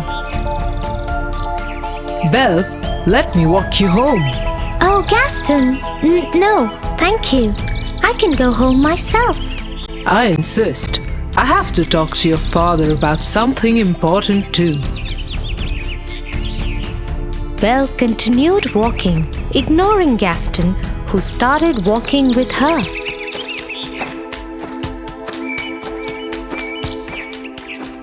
Once home, Belle quickly went inside. Morris, Morris, come out. I have to talk to you. What is it? It is your lucky day. I am going to marry Belle. You have lost your mind. Go away, Gaston. Belle is never going to marry you. Just then, there was a loud explosion in Morris's lab.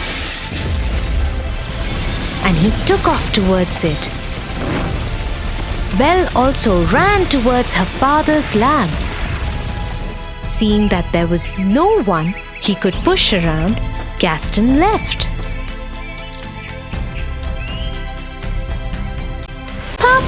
Papa, are you alright? I have done it, Belle. My experiment was successful. I am leaving for the fair in the nearby village immediately.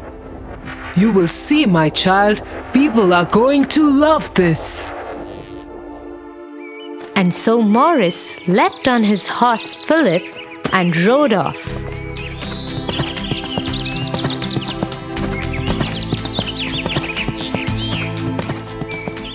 But as he was crossing the forest, he got lost.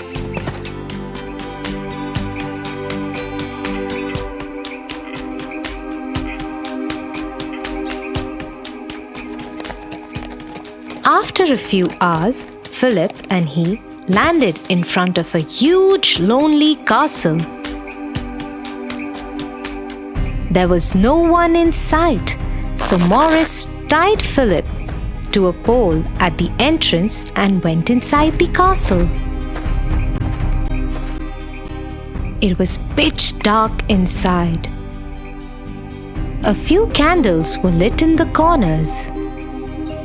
Hello? Is anyone here? I am lost. Can you help me? A large shadow came across the wall. As it came into light, Morris saw that it was not a man, but a huge, angry beast with an ugly scar across his face. How dare you enter my castle? You need help?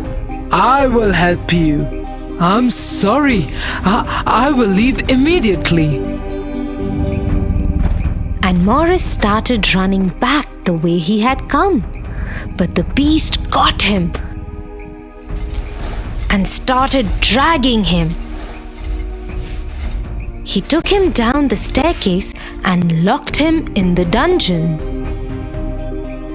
Please let me go.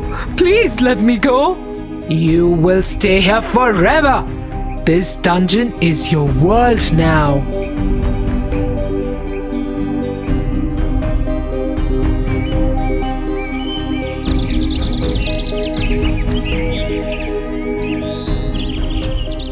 A whole day had passed and Morris hadn't returned.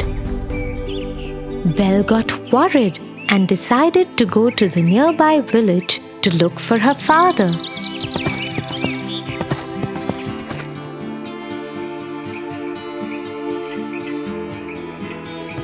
But she too got lost in the forest and landed up at the same castle. Philip was still there, tied to the pole. Belle decided to go inside, just in case her father was there. Hello? Papa? Anybody here? How dare you enter my castle? Get out right away before I lock you in the dungeon too. Suddenly, the beast moved out of the shadows and stood in front of Belle. She was terrified of him, but dared not run. Somewhere from far away, she could hear another voice. It was her father.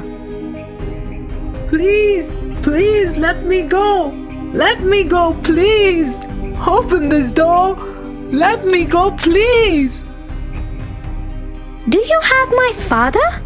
Can you please let him go? Hey, what are you saying? I will stay instead of him. Please let him go. Hearing this, the beast took Belle's hand and dragged her up the stairs.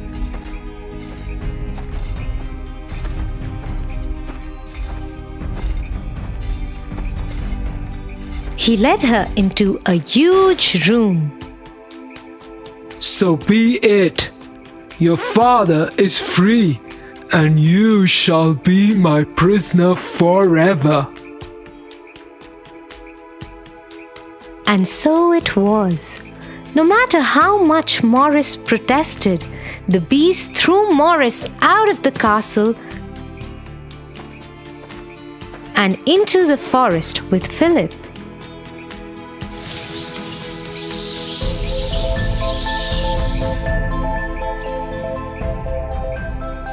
When dinner time came, Belle did not join the beast for dinner.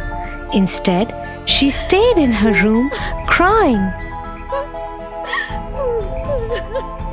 The beast entered her room and said, If you are going to stay in this castle, you have to follow its rules.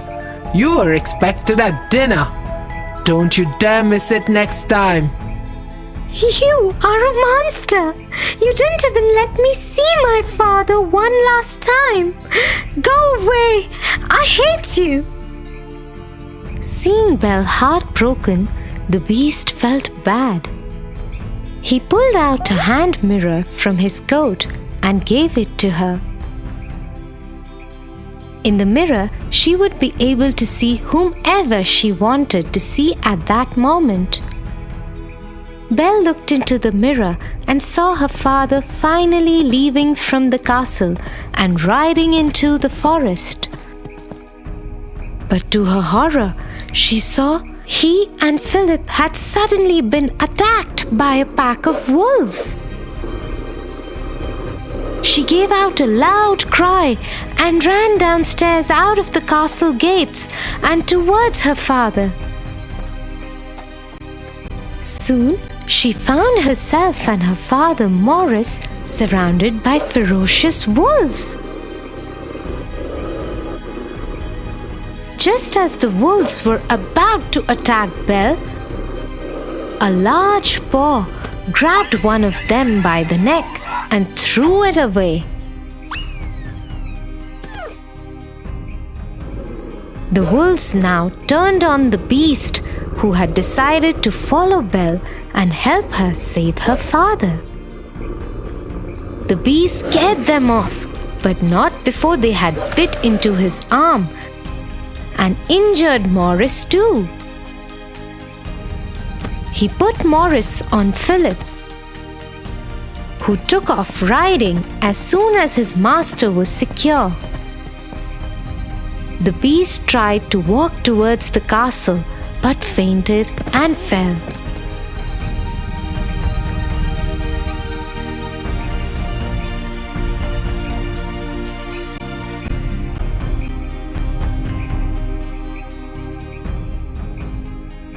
He woke up 2 days later to find Belle sitting by his bedside in his room. The wounds on the arm had been bandaged.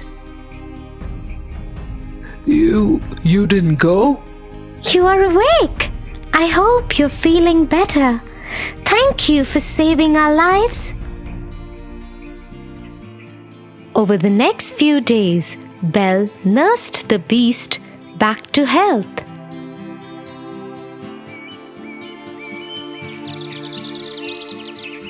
As they spent time together, Belle realized that he wasn't as mean as he appeared to be the first day they had met. In turn, the beast learned to change his ways and became gentler and kinder.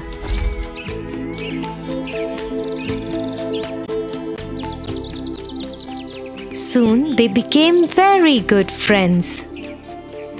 One day, Belle asked the beast if she could see her father in the mirror. The beast agreed and gave her the mirror. In the mirror, Belle saw all the villagers storming her house. They thought that Morris had gone mad and wanted to send him to the doctor. Nobody believed him when he kept insisting that Belle had been kept as a prisoner by a beast. Worried about her father, Belle requested if she could go to the village for a day just to save her father. And though the beast knew that she might never return, he agreed. Go, but take this mirror with you. In case you ever want to see me.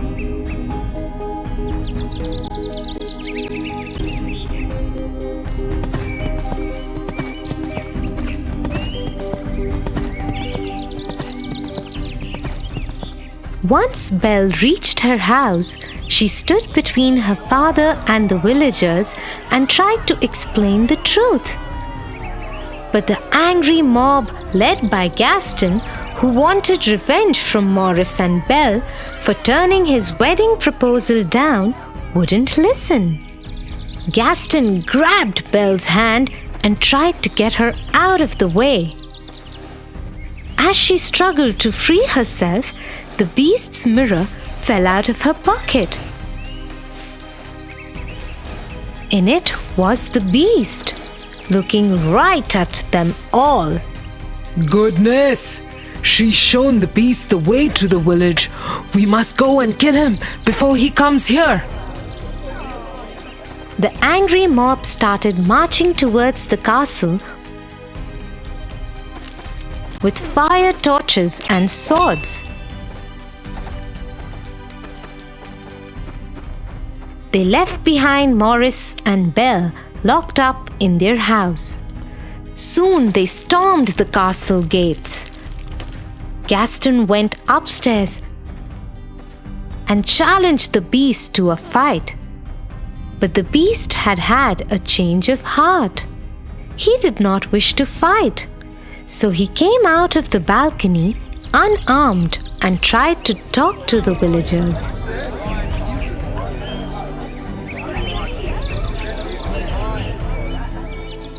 But Gaston wouldn't have it.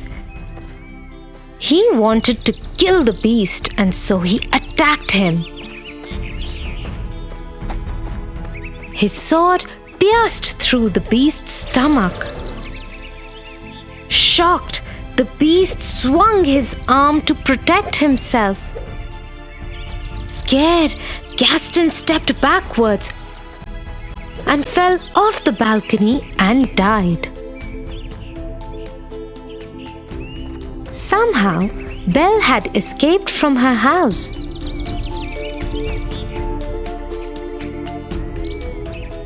And reached the balcony just as the beast fell on the floor. I love you, Belle. I love you too. Please don't go. Suddenly, the castle lit up with thousands of candles as Belle still lay crying by the beast. He turned into a handsome young prince. Belle, it's me. You freed me from the witch's spell. To break the spell, I had to love and win the love of another. You loved me even though I was a beast. You saved me, Belle. You saved me. It really is you? As they hugged each other, they saw the rest of the castle and the forest bloom with beautiful trees and flowers. So you see, Tofu, you should never judge people by the way they look. I'm sorry, Tia. I will always remember this now.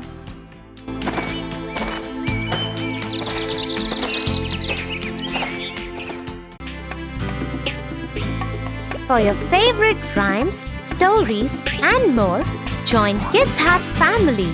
Subscribe here.